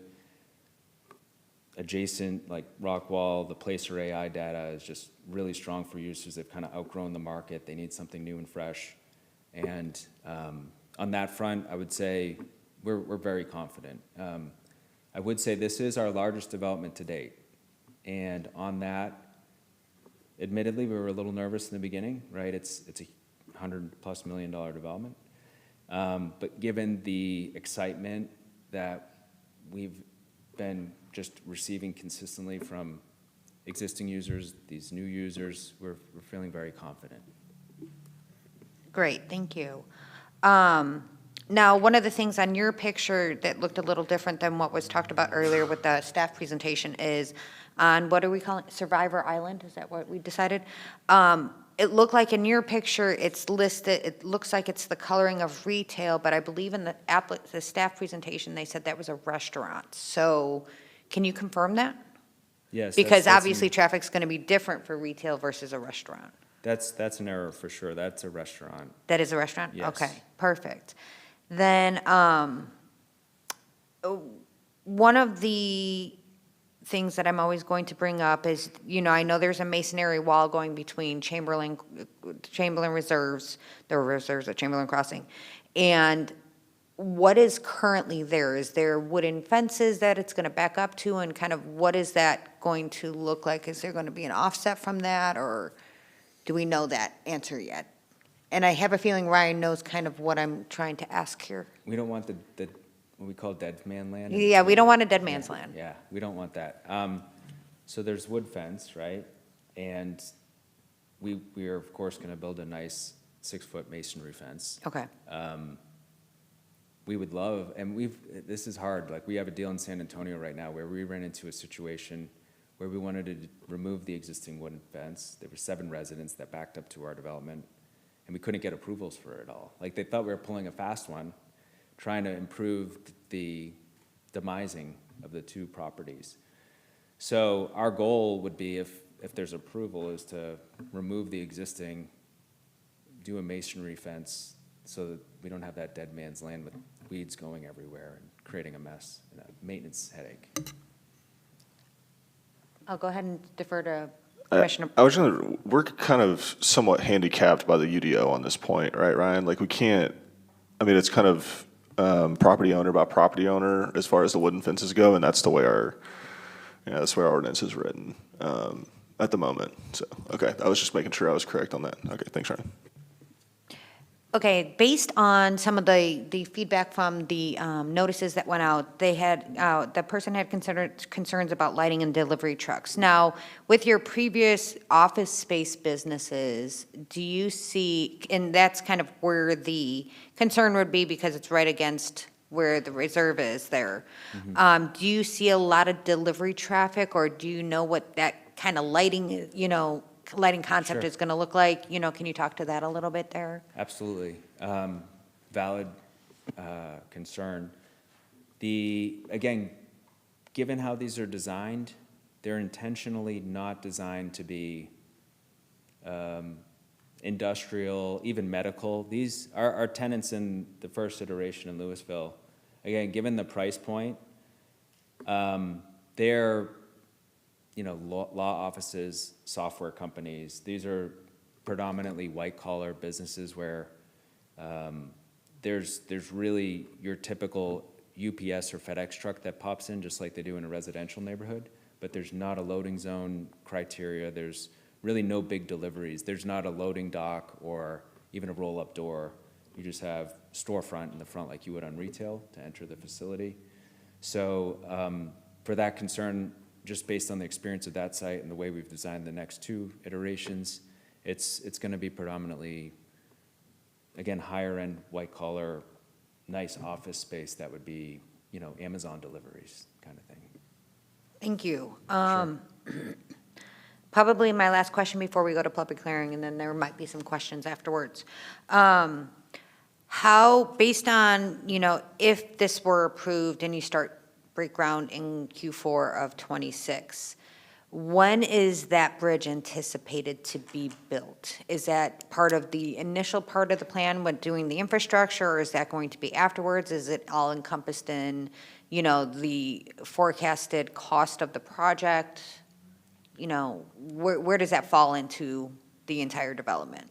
Yeah, so on that one, the entire site work of the project, the mass grading, all of the drainage, all of the main roadways throughout the development, with the exception of, say, drive aisles for this use, the fire lanes specific to a use, it would all be completed as the phase 1 in one fell swoop. So all of that connectivity, all the off-site access points, that all would be completed prior to building permit. And I'll remind the commission that we have a condition of approval requiring that. Thank you for the reminder, Ryan. But any other questions for the applicant before we move on to the public hearing? We can always bring them back up afterwards as well. Okay. So what you're calling the Grove now, I know you said the name may change. Have you guys ever done anything like that in any of your previous developments, as far as like that community space, like the food trucks or the small kiosks? Have you guys done any of that before? We haven't done food trucks. The one we're doing in Grant, which is why we put it on there, although It's still under development. We're currently doing masonry on the buildings. We're doing a really nice, smaller grove space that's about 40 feet wide, has the jumping fountains, has a beautiful landscape area where it backs up to patios for the restaurants. Our vision was there's enough patios in DFW where you're overlooking a parking lot. Let's create intentionally a beautiful area where people can enjoy it here, trickling water and nice landscape. Kind of similar to the Grove. The Grove's just taking that, expanding on the idea. And I would say more than food trucks, we're not sure if it's food trucks more than it's permanent small kiosk areas where they're stationary and maybe they cycle in and out year to year. It's that kind of idea. But again, the idea is, like I can remember when my son was that age, bring him to a splash pad. He wants to go get an ice cream after, or a snow cone, or a tasty treat of some sort. Having an area where you're not sitting out in the hot sun, albeit we'll have nice shaded areas throughout, where you have to escape that environment to go find those facilities. So whether they're stationary food truck, the idea is to have a small handful of those options available on site. Thank you. Sure. I think that's all the questions we have for you now, but we might call you back up. Okay. Okay? Great. Thank you. Thank you. So we can go ahead and open up the public hearing at 7:41. Do we have any comments? Yes, ma'am. We have Mr. Lauren Megacy of 111 Mustang Drive. Welcome, Mr. Magessi. Hello. So, my notes here. So I've got lots of notes I've taken on this property here. And just to give you a little bit of background. Since I was mayor back in 2014, all the way through 26, we've had a lot of people come and look at that property. A lot of different things of, well, can we put this in here? Can we put that in there? Last one had apartments. Last one had cottage homes in condos and stuff like that, something that the citizens didn't want. And there was very boisterous about that. We don't want that. This property here, to me, is a very good design of what they want to put in there. And if you really look at how many homes are being impacted, when they put the homes in there, everybody knew that was commercial. So there's going to be some impact along there. If you really look at, there's only about 15 homes that are really going to be impacted by something behind them. Everything else is going to be that green space, that open space. So from a perspective of a homeowner living by there, this is probably the best thing that could come in there because it takes into consideration no apartments, nothing button up against them. You got 100-foot separation in there. This is a very good concept plan, and if they can do this, it'd be something very good for the city of Fate. So it's probably it is the best plan that I've seen in 10 years on there. So I know, Ryan, you guys have worked a lot of effort on this, and the developers, it's a really good thing. You're always going to have a complaint. Well, I don't like the light, I don't like this, I don't like that. But if you really look at the concept of it, you're really only impacting 15 homes. So around the first part, and then up on that little restaurant up in the little island up there, some homes up around there. So the light impact is not going to be, they can do directional lighting, so it's not going to be impacting to that. The one challenge I do see in there is memorial for that exit 1, and then you also have exit 6 and exit 7. So exit 6 and 7, so when you're seeing people coming out of the movie theater, they're going to go out that way because they're not going to try and fight going out of exit 1 because a lot of people are going to go south, north. They're not going to go out of exit 1. They're going to come out of 6 and 7, which gets on to Greenbrier. If you got a light there, great. Now, with Fresh there and with this new property coming in, TxDOT has put in lights that close. If you go up to Legacy, up in Plano, it's every 300 feet, they've got a light because it warrants it. There's 9 different warrants that TxDOT can do that would warrant a light in there. So this puts in here with the traffic counts that they've got there, may not be right away, but when they redo the roads, and that's one thing that the city's gonna have to do, is go to the county, go to TxDOT, go to Road Consortium. Hey, we've got this development coming in. We need Memorial built out the way it should be.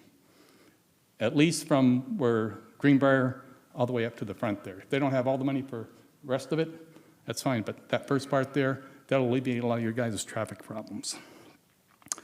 What else do I got?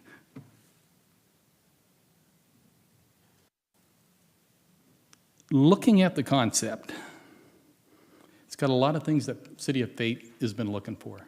It's great commercial, great opportunity for entertainment. One of the key things that the city, Ryan, you guys need to really look at is how do we tie that into the downtown? So getting that traffic coming from the downtown up into here, going back and forth there.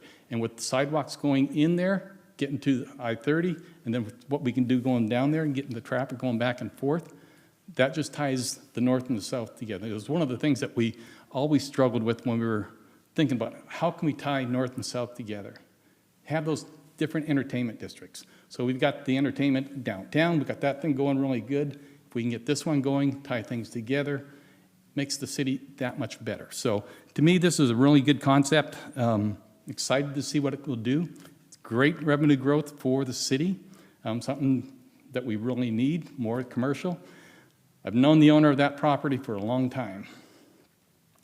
He's put a lot of things in here that he wanted to do. This is probably the best one that we've ever seen coming in through here. So I'm all for it. I think it's a good opportunity to send it on to the council, get their opinion on it. And if you guys do approve this, I will speak at the council in favor of this as well, because I think it's that good of a project. Thank you. Thank you very much. I know I let him go over a little bit, but we really don't ever have many people talk, so it's okay. Do we have any other comments? No, ma'am, we do not. Okay, I will close the public hearing at 7:46. So we are back. So let's go ahead, and it looks like Commissioner Bushnell. You're Ryan, I remember my question from earlier. I know we've touched on this on, I think, several projects, but do we have a TxDOT timeline for Memorial, or is it, I know it was under like study at some point, Yeah, but I so don't. as a matter of fact, right before the meeting, I reviewed the minutes from the regional consortium, which is where all the different cities and agencies get together. They just signed a contract with the consulting group that worked with TxDOT to start the PS&E phase of the design, so basically the full civil engineering. And you may not know this, but originally the scope of the 551 improvements was from Highway 66 all the way down to 276.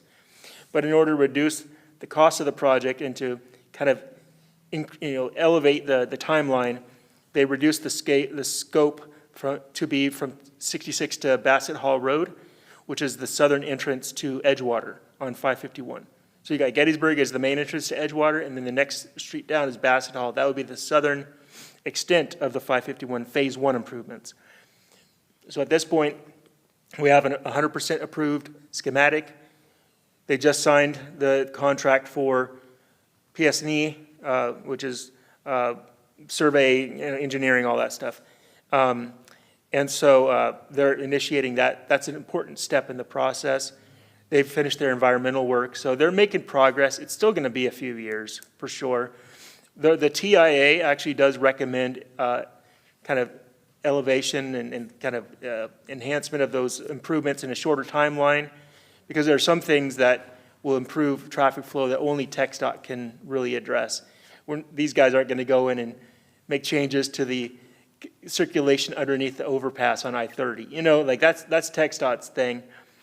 And so we are always, trying to push on TxDOT and get this project moving as fast as possible. We know that it's been a sore subject for our residents for quite a long time. Even I've been here for 5 years. When I first got here, Memorial was a problem, so it's something we've been working on for a long time, but just the scale and the cost, it does, naturally result in a longer timeline than anybody would be happy about. Thank you, Ryan. Commissioner Horton, do you have anything? I just want to make, because I know this is a big project, I just want to make sure everybody, do you have any additional questions? What about Commissioner Clayton? No? Commissioner Alvarado? Oh, sorry about that. Sorry, not you. Commissioner Burschel. I think she's put me on a limit. Is there any, so on the traffic impact analysis, I know there's, like, when I ask this question, there's probably too many variables to understand the effect, but on the north-south road that they're putting through the middle of it, is that going to provide any, does a TIA reflect any relief that road's going to provide for people who are going that direction on 30 at all? Or any other traffic relief it may provide? So it suggests it. So when we spoke with our traffic engineer earlier this afternoon, we asked him that question specifically, and he said that the trip distribution shown in the TIA does show that internal drive aisle does capture trips that would otherwise be using Memorial to enter and exit the project. And that's why, from the very beginning when we started working with Pete on this project, we said you need to have an alternative internal circulation and not just put all that traffic onto Memorial. And he's been very receptive to that input. He acknowledged that bridge was kind of the key element to the project to make that happen. And so, yeah, the internal north-south is absolutely a huge part of making it work, with the additional mitigations, of course. But without that, it would push way more traffic onto Memorial. And so we consider that a critical ingredient to the project design. Okay. Thank you, Ron. And are we doing discussion, or is this also discussion? I have a comment. Okay. I just want to say, I want to just echo what Mr. Megacy said, that I appreciate the effort that they put to design the project in a way, both from a traffic perspective and I think from a resident's perspective, because I think I'm sure there are other, uses they could put there that would be more beneficial to them than the office space. But I think the way they designed the project really helps traffic flow and really provides amenities for the community, including connecting to the neighborhood next door, as well as, I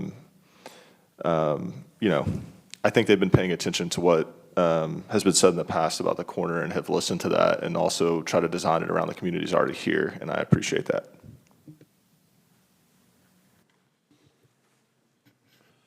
Question for Mr. Stickney. Are we going to have a movie house and eatery? Is that because I like going to the movies, but I also like having a cocktail while I'm doing it? I'm a little bougie. If you can come up to the microphone, please, sir. Yeah, so I can't name, again, the user, but that's the exact reference example that I've given. I mean, if you said movie house and eatery right now, I'd just be hitting yes repeatedly. It's virtually the same thing, different brand. Understood. One of the concerns about obviously we all have concerns about the traffic. Working with the city, we'd appreciate whatever we can do as a city, whatever you can do as a developer to help alleviate some of that situation, because I do see some problems on Memorial Parkway, but with growth comes pain. Looking at the development that you guys have put together, it's great. And I'm not trying to speak negatively about cottage homes or condos or apartments, but I'm glad to see that no cottage homes, condos, or apartments are squeezed into this development. So that's incredible too.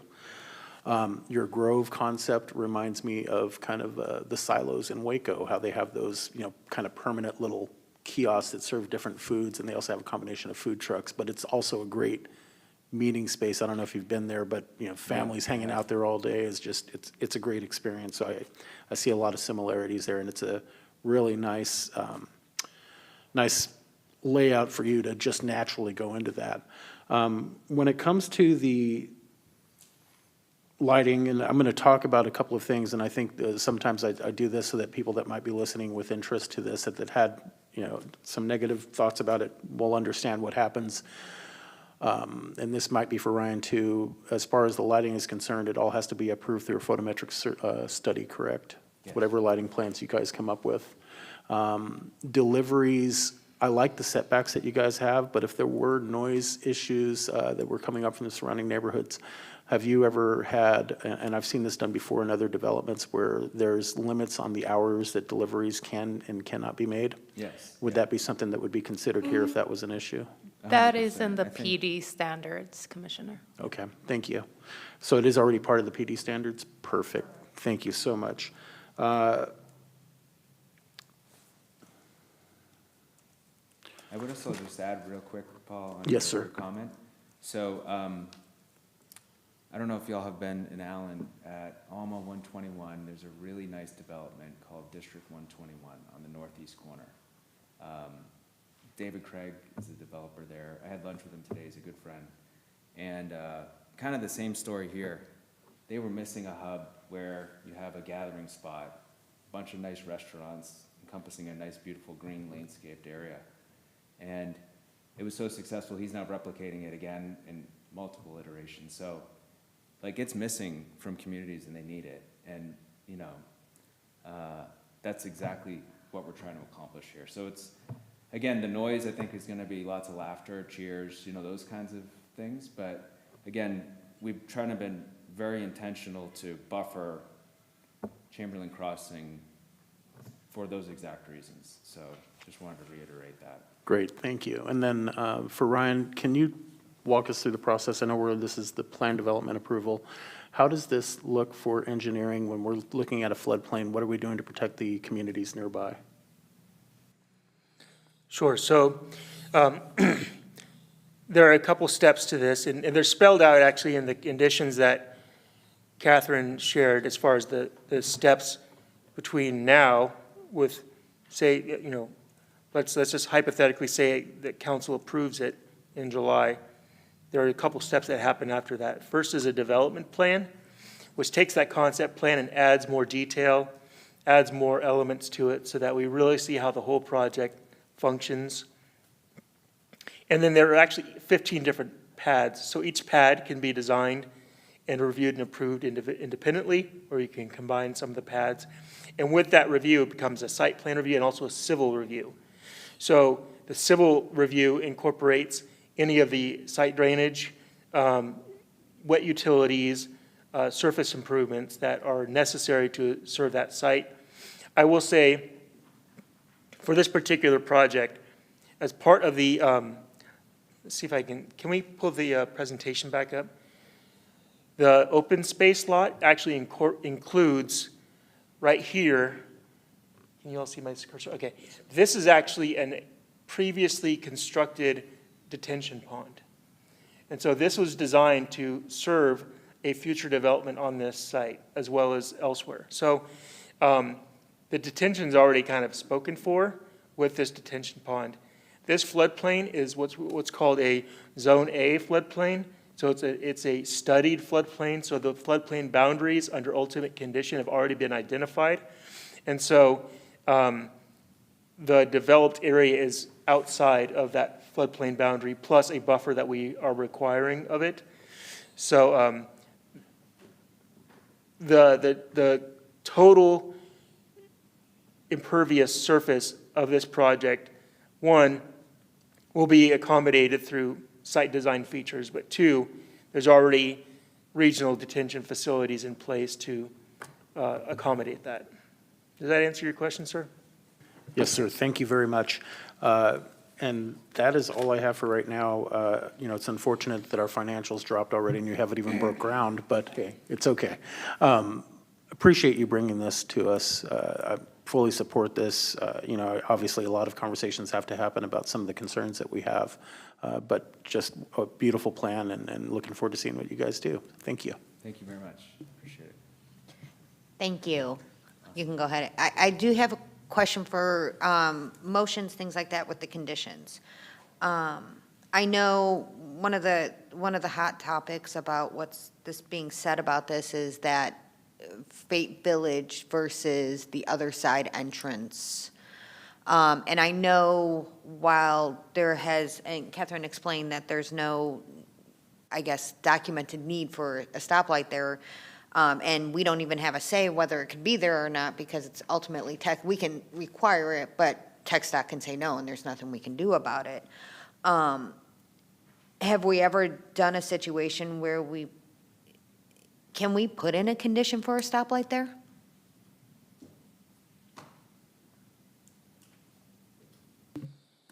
I'm going to read a section from the TIA if I could. Perfect, thank you.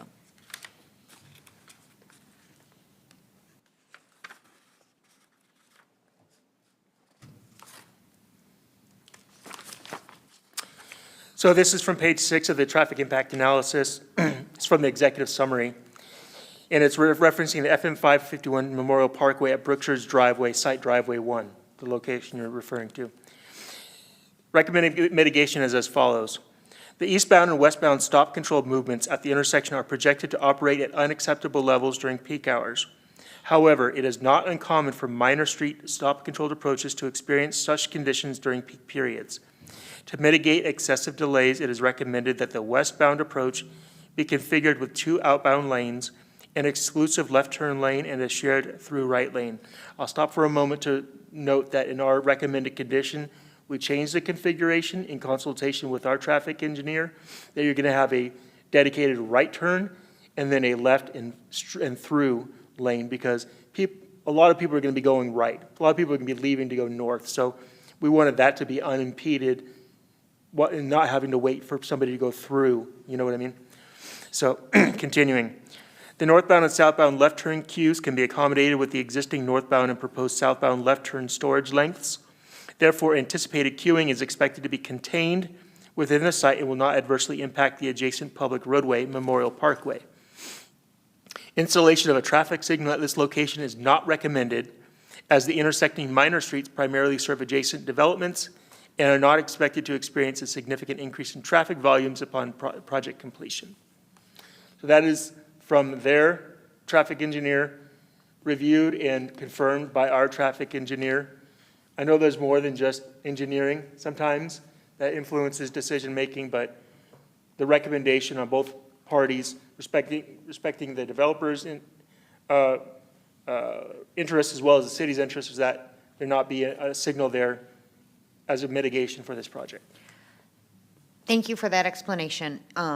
Then brings me back to a previous case that was brought up in this particular property where I remember having a distinct discussion about right turn in, right turn out only. Is there a reason that there is a left turn straight through at driveway 1?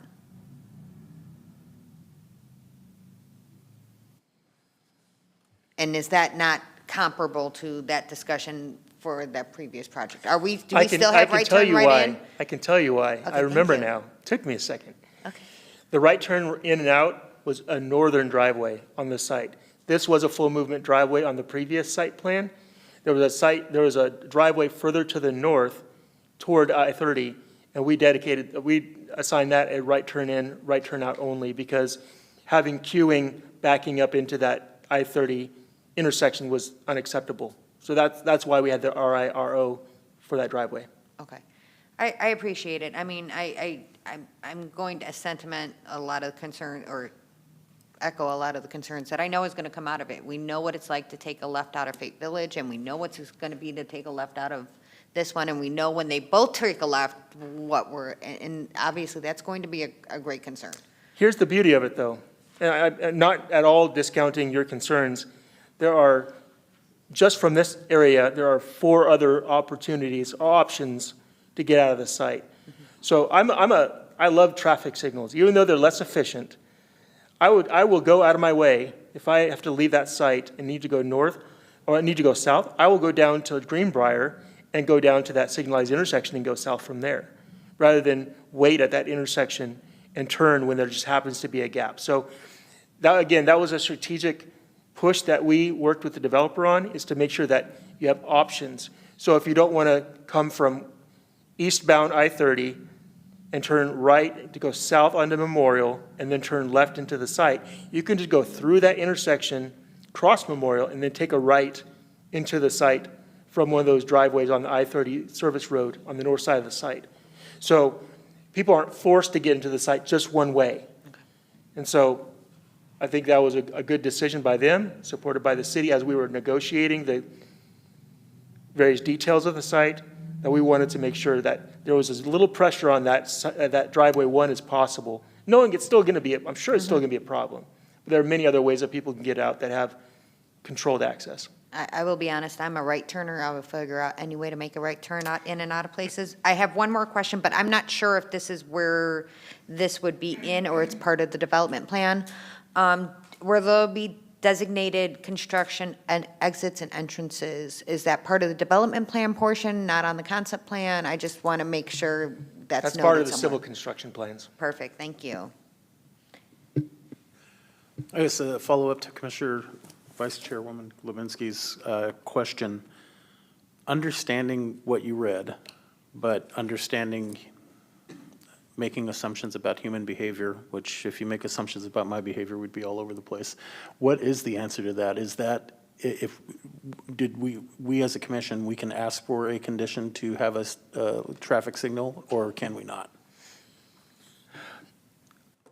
While it's not justified by any of the technical evaluation of the project, you can recommend a condition to council that a traffic signal be put into that location, subject to TxDOT warrant criteria and TxDOT approval.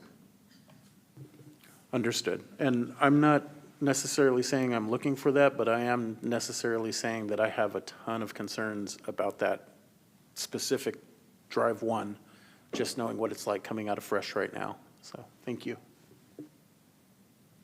I just want to follow up and give the rest of Mr. Alvarado and Autumn, and I know, well, concerns about that intersection, but like we had to realize like there's a development plan there. I mean, they've like if you live in Williamsburg, because I know that's also one of the other sides or the other side. Like Williamsburg now has 2 additional with the Fate Village and the other, I forget the name of the road that goes further west, but like there's additional outlets. But then like also they're going to be expanding Memorial at some point in the future, and so like we're kind of playing with like something that's not yet finished. I know it's hard to be patient with, well, I know we all get tired of being patient with TxDOT, but I think like we should let my thing on the traffic light is we should let the city and TxDOT kind of figure that out as the road's upgraded, and they've done everything they can from a site perspective to get that done. Because my thing is if we put a light here and then then you have the expanded lanes, maybe we don't need the light. So I think if we let the engineers kind of do their thing as the road is upgraded to kind of see like what's needed there. Because I just think like if we're doing something on a road that's not going to be the same in a few years, then like we may be causing problems, trying to search for a solution. And I just think we kind of go with what city staff would say here. Thank you for your comments. Are there any additional discussion? If not, I'll entertain a motion. I would like to make a motion to approve ZR-26-003 with staff conditions. I'll second that motion. We have a motion and a second, but I just wanted to confirm, do we have to also put in the CP? Did you say that? Because I thought I missed that. The case number ZR-26003 and CP-26-001. I don't know what to do now. How do we do this? Yeah, please reference both of them in a single motion, that's fine. How do we amend that motion? I'll go ahead and defer to, how should they go ahead and? Can I just make a request to amend my motion? Just request to amend your own motion. Okay.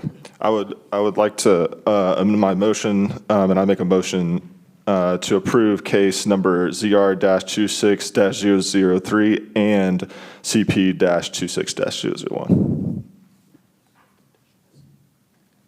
with conditions. And I will second that motion. Thank you. We have a motion and a second. Let's go ahead and vote.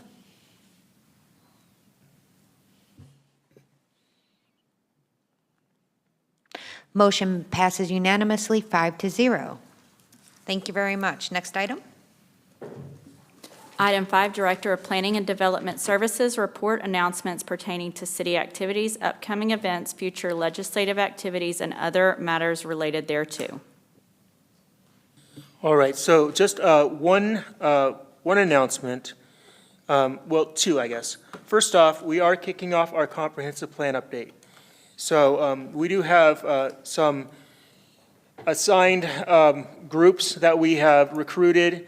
One is the Comprehensive Plan Advisory Commission, or Committee, excuse me.